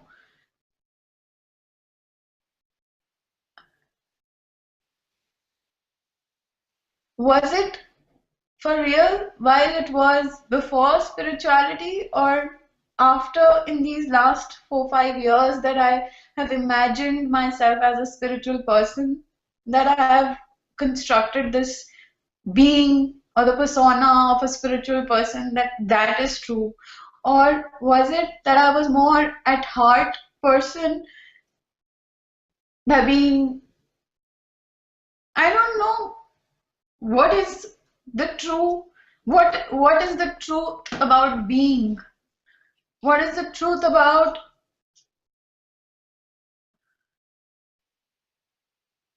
yes, aware, you're always aware. When are you not aware? But it's the question of when that awareness gets attached to the being, then which being is it? Whose being?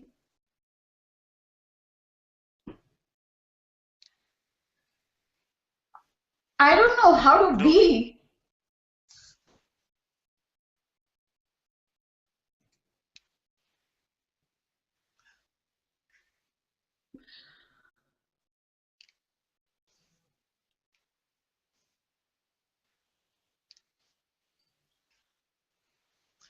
You know, be. I'm just I feeling don't know like if I'm following.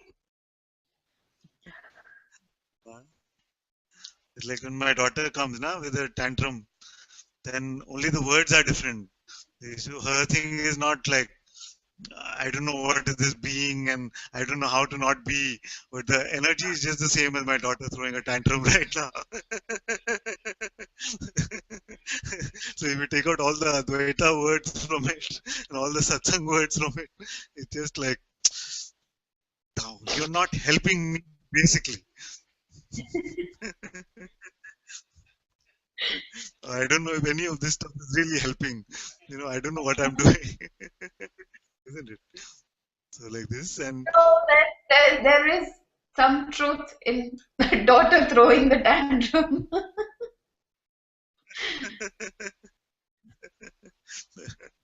it happened like this, and it's because the identity has brought a lot of promises about freedom, and it is finding now that there is no freedom for this one. So that's why it's like, but then what am I doing here? What have I been doing 6 years? Has it all been fake? This idea of the spiritual person, yes. The idea of the spiritual person has been fake, and ultimately, energetically or otherwise, this also has been asked to be thrown away now. And that is the one that is reacting now, saying, no, no, but this is what I am. What am I without this? You see, and something is clear that even this I don't need to be a spiritual person. I don't need this, you know. But there's still a fear that if I lose this spiritual person also, I had put so much investment into it. What did I actually find? Was the discovery only that this awareness is always here? Yes. What to do? Yes. And actually, it is enough, but it is not enough for the person. You see, it is not anything for the person. For the person, what's the big deal? No, it's like, okay, so awareness is always here. So how is that helping me? In what way? So if you take it from the spiritual person perspective, it doesn't help. But as awareness, can you complain about always being aware? No. You see? So it is this last bit of identity which is struggling about and saying, but now should I even stop this because it's not really helping me? It is not. Because not for you, the spiritual identity. Even you must leave. And let awareness complain about just there's awareness. So what does it matter? Who's the being? You see? For Supriya, this from this point, nothing will help Supriya.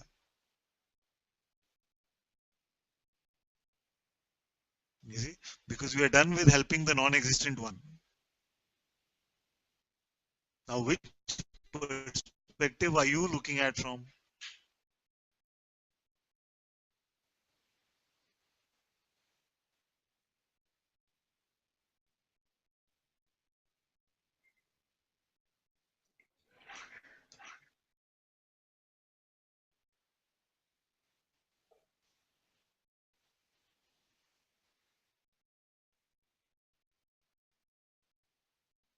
No person likes this phase of this walk that we take together, this phase of the journey. No person likes it. It's a big pain. It's like saying that you must eject out of the plane and let God run the plane now. It's very scary sometimes for the person also. You see, I have been running it so far. Now you're telling me to eject out of here. The plane will crash. Everything will come down crashing. No, but this is the, if there is some faith or trust that is needed in this, then this is when it is required. Trust me, eject the person out of here and then let's talk.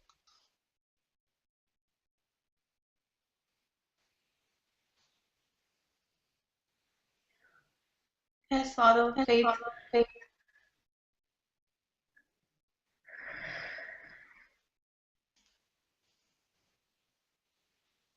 And you know what can happen when we start ejecting, then it feels like, oh, the plane has become little wobbly. It's become little wobbly. You see? So I better not go. But you better go because it's going to fly higher without you. It feels like that, Father, that it's like a pull in or rather pull back because 2 days Yes, giving you it's the message that there's nothing in this for you.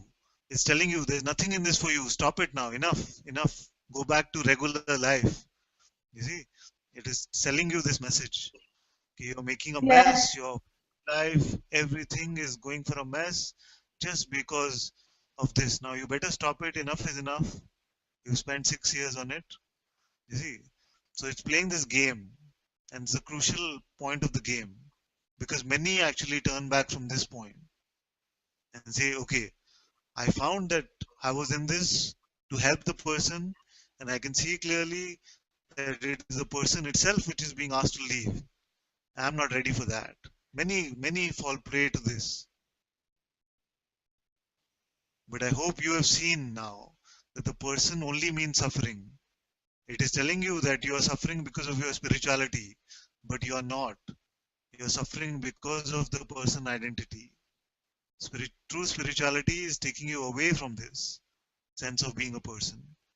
Yes, there is nothing here for you personally, you see, but you are discovering the truth about what you are. So when it is telling you the story, don't come to satsang now, enough, now focus on your life and your husband and daughter and things like this. I'm not saying don't focus on your husband and your daughter. We've spoken many times. Nothing is stopping you from doing that. I'm only saying that you are not Supriya. You are not this person who is scared of losing all of this. All of these are just ideas.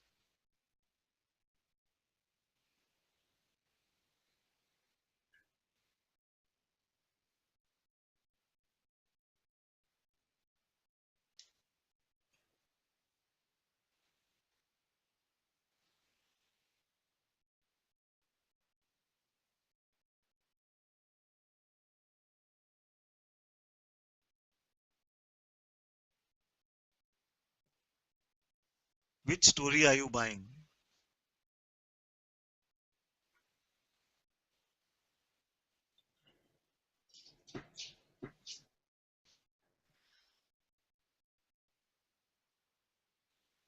I don't know, Father, whatever you say, because that's exactly what Father's happening.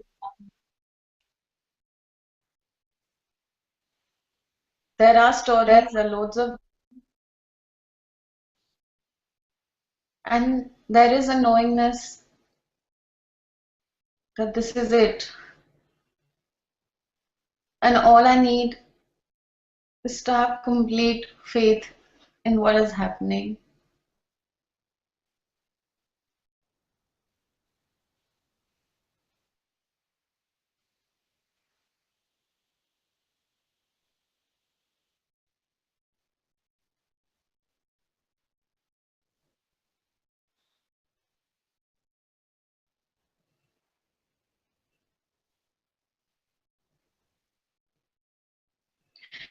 The only impediment is the trying that's still happening, and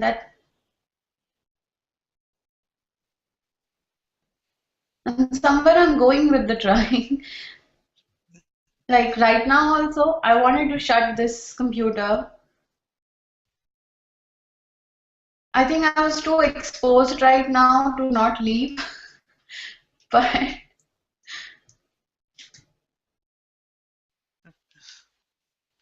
I mean, woo, like, I don't, There are few symptoms of. Okay, I should not tell you actually because your checker guy is so strong. Okay. But anyway, let's see where it goes.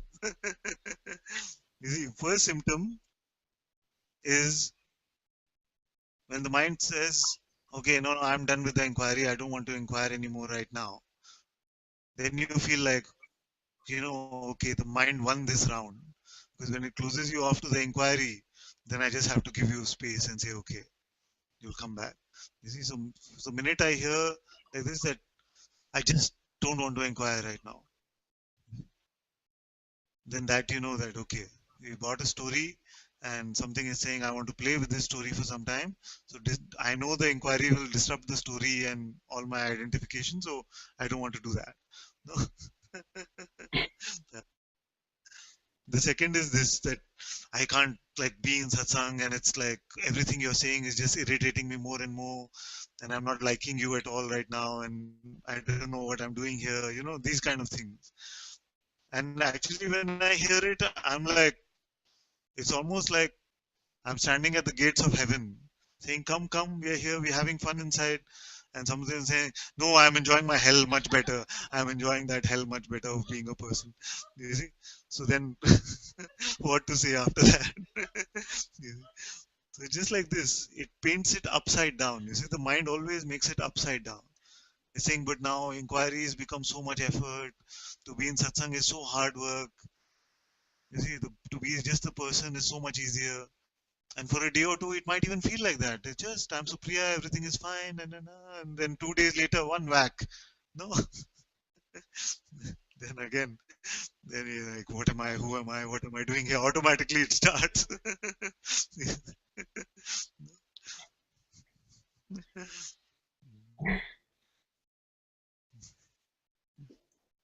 The good thing is that I cannot believe that you are Supriya.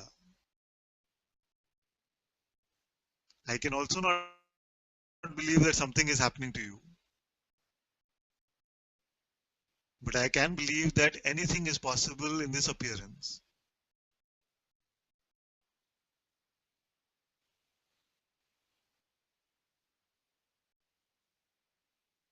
So how you want to play now is up to you.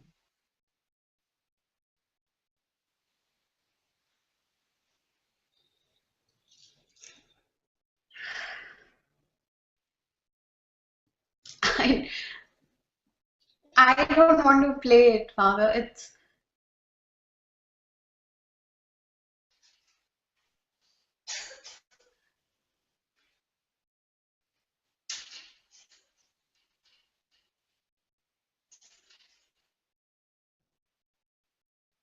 If it's an aeroplane that I have to fly, then I don't want to fly. I really don't want to fly. If it's taking me somewhere, it's fine. You don't fly this plane. That's you when you say that I don't want to be in satsang, I don't want to inquire, all of that is you flying the plane. No?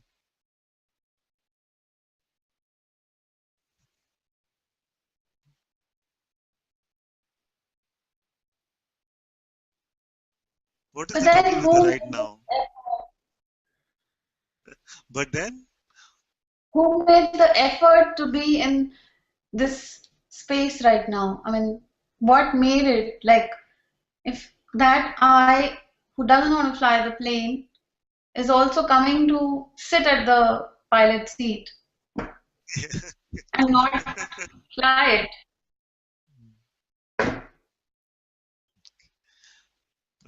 okay, let's find out who is making the effort. So who is here now?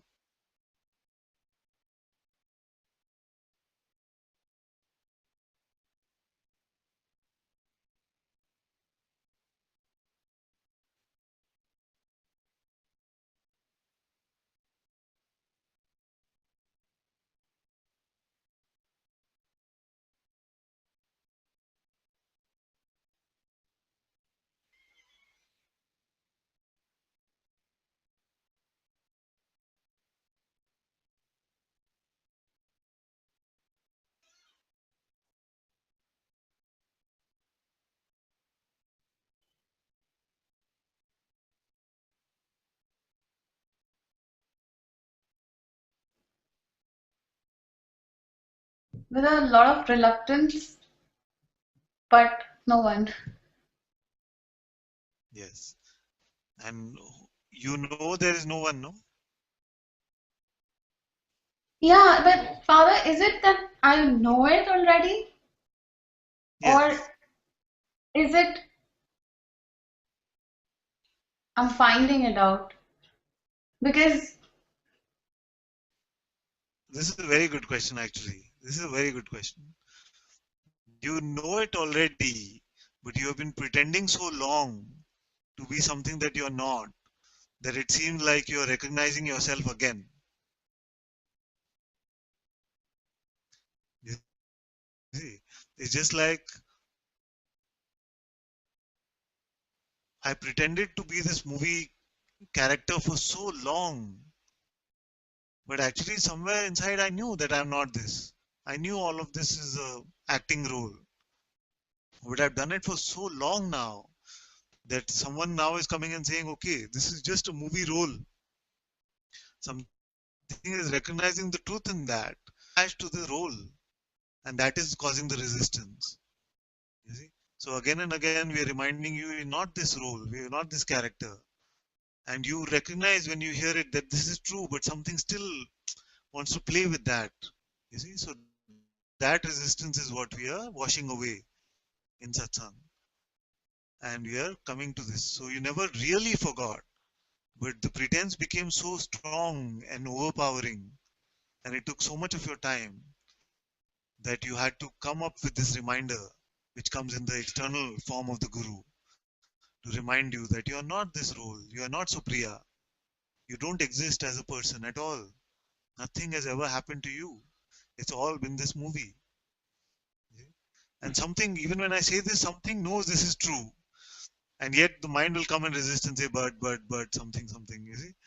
So the recognition of the truth is already intuitively there. But we've trusted the voice of this movie character for so long that when it comes and tries to sell us something, it still has some seeming power over us. Father, this Father, this exactly exactly ends. ends. This, which is so untrue and everything, like it's completely in front of me, but yet there seems to be something going carrying on and on, despite just knowing probably like a zoom out and still a pretense is going on. And that is the tiring bit. Like that is what is tiring me down right now. In your case, what is more tiring than that? More tiring than that is the checking of whether the pretense is going on or not, the checking of your own freedom, the checking of what is going on. That is more tiring than actually dropping the pretense itself. This pretend checker has now become even stronger than the original ego. And I gave you a master key for this one. I said that everything which you're reporting from the past and projecting from the future is coming from the checker guy.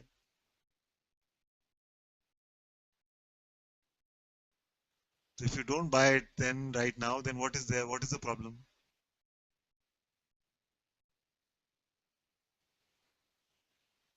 So, Father, why are these intense emotions coming up and all? Because by the time I come to you or in this hangout, it is already past, and I am reporting from like 6 hours back.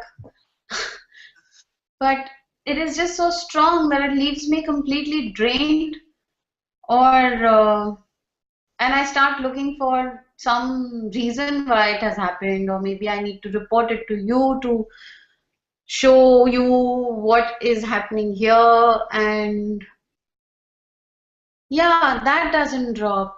This, The death of the body will not drain you.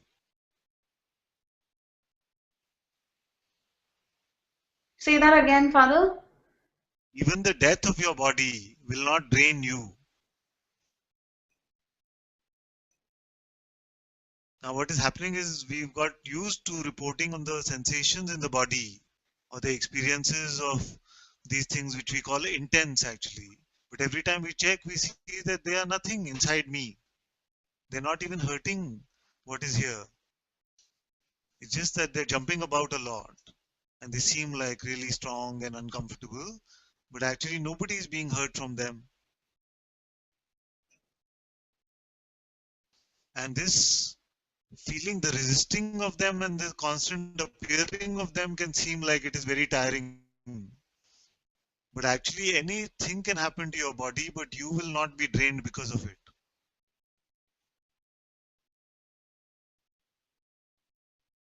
You will just be there to witness it. But as long as we are calling ourselves the body or we're calling ourselves the person who has the body, then what seems to happen in the body can seem so intense or so strong. But just see the space in which it happens. What is happening to that space?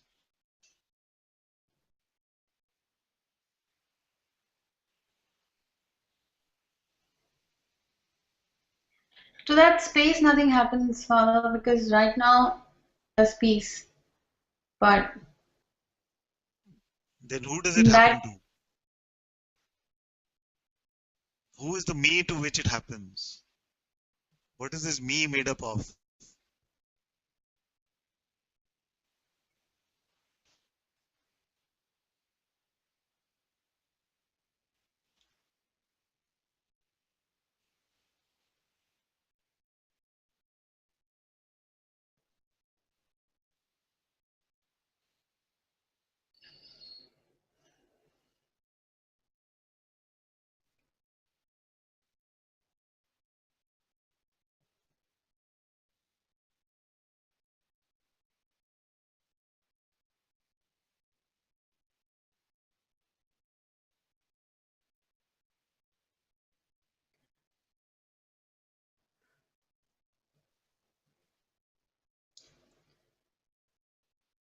nothing, Father.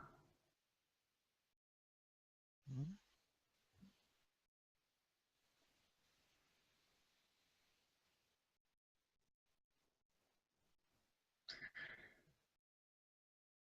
In that moment, it's just the buying of the concept of me.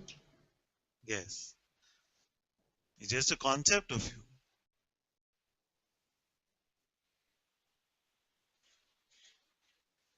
Yeah, because it comes with a package, one concept, and then the rah, rah, rah, like the whole story of it. That maybe you've not got it experientially. Maybe it's all been there in your head, and maybe it's just knowledge, and la la la, and I can't inquire, and I can. So There are three phases of doubt. First phase is you doubt yourself and you say you are unworthy of understanding, you didn't understand anything. Second phase, you start doubting the teaching itself, what is being spoken on, all of this stuff. Third phase is you doubt the intent of the teacher itself. And you say, oh, he's brainwashing, it's not really true, it doesn't really help. All of these can happen with this doubt. And all can come together also. You start doubting everything.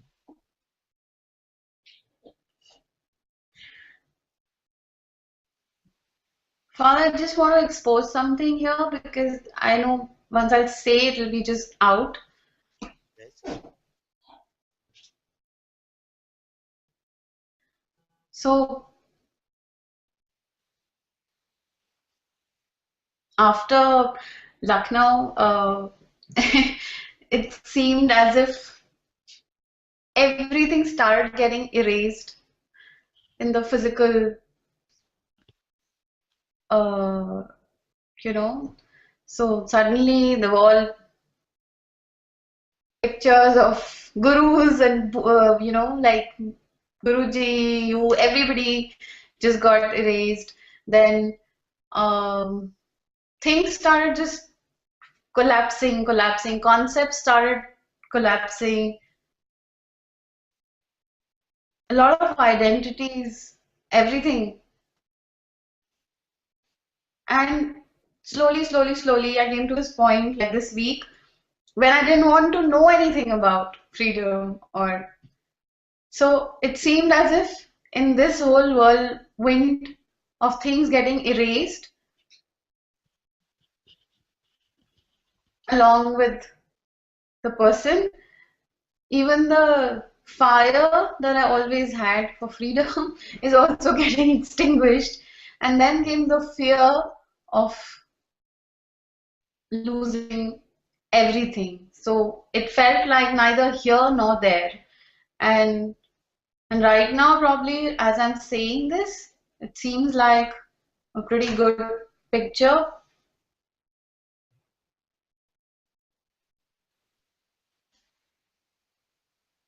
But no concept is there, Father, now. Like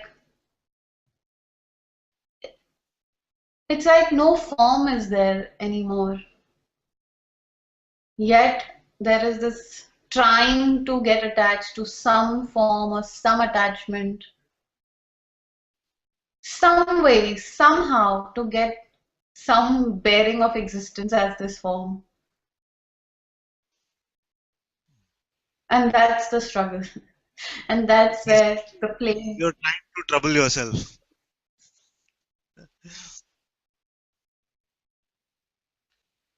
Picking up a concept is only leading to trouble.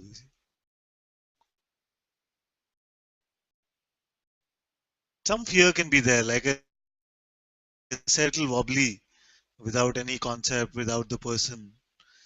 But actually, the wobbliness we must go through a little bit and see that nothing is crashing. It felt like a depression, Father. There was this feeling of depression, like complete disorientation and crying and claustrophobia. And it's weird because and that then came the whole struggle to get out of the water, like which is drowning, covering you up. It's like, okay, let me go for shopping. Let me go buy myself something. So last 2 days when I was off satsang, I went shopping. I went looking out for something, but then by the end of the day, it was like a slap. Really?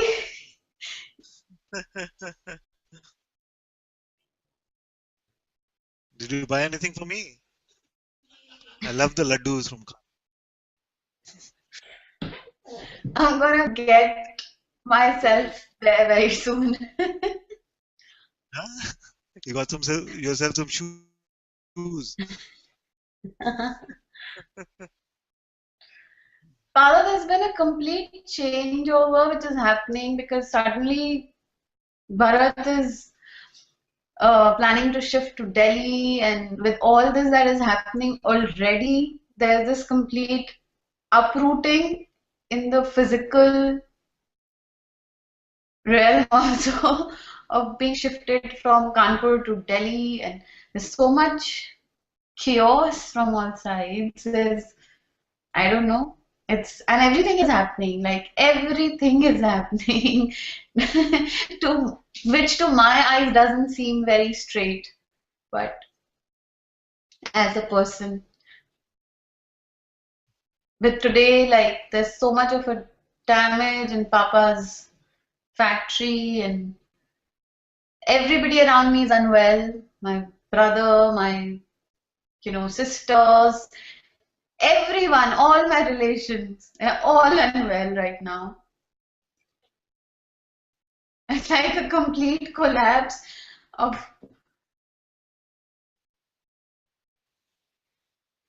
even emotions. I'm exhausted of even feeling emotions.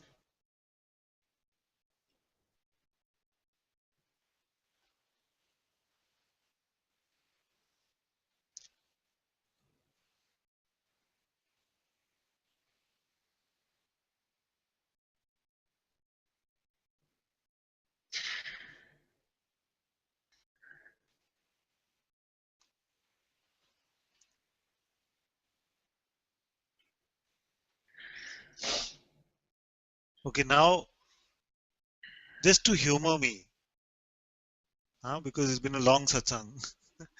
Just to make me feel a little good about myself. Now, just report something from awareness.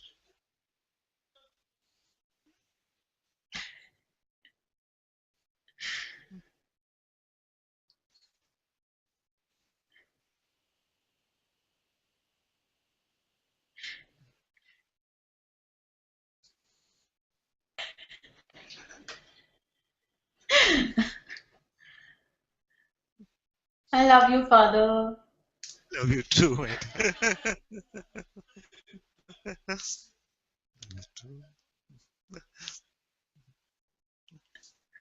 Now I like you with your beard. Okay. No, you didn't like me with my beard. Maybe you told me, but I didn't remember this.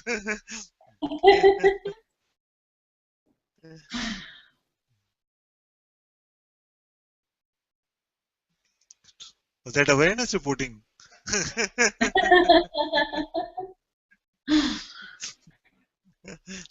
That was just to humor you.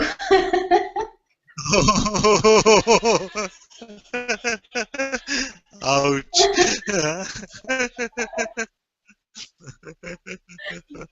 You're being just like my daughter today. Just like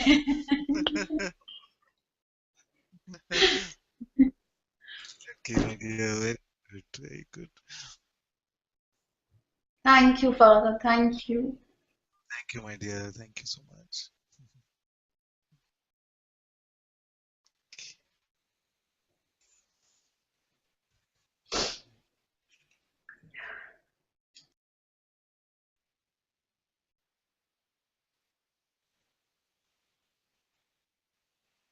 Thank you also very much for being in satsang today. Sadhguru Shri Mujiji ki Jai.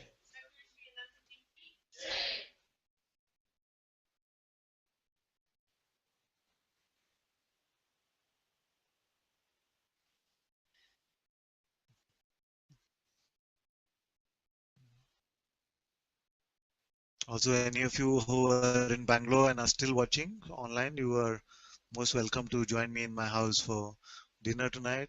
What time? 7:30? 7:30 we are meeting here. Some of the Sangha members. We have dinner together. So,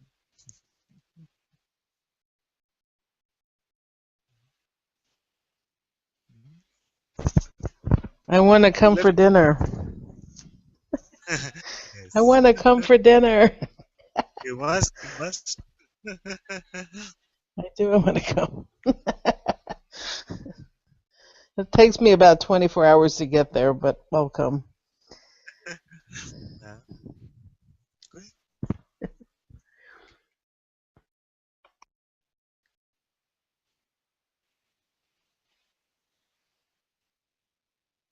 Thank you, Parvati. Thank you so much for moderating.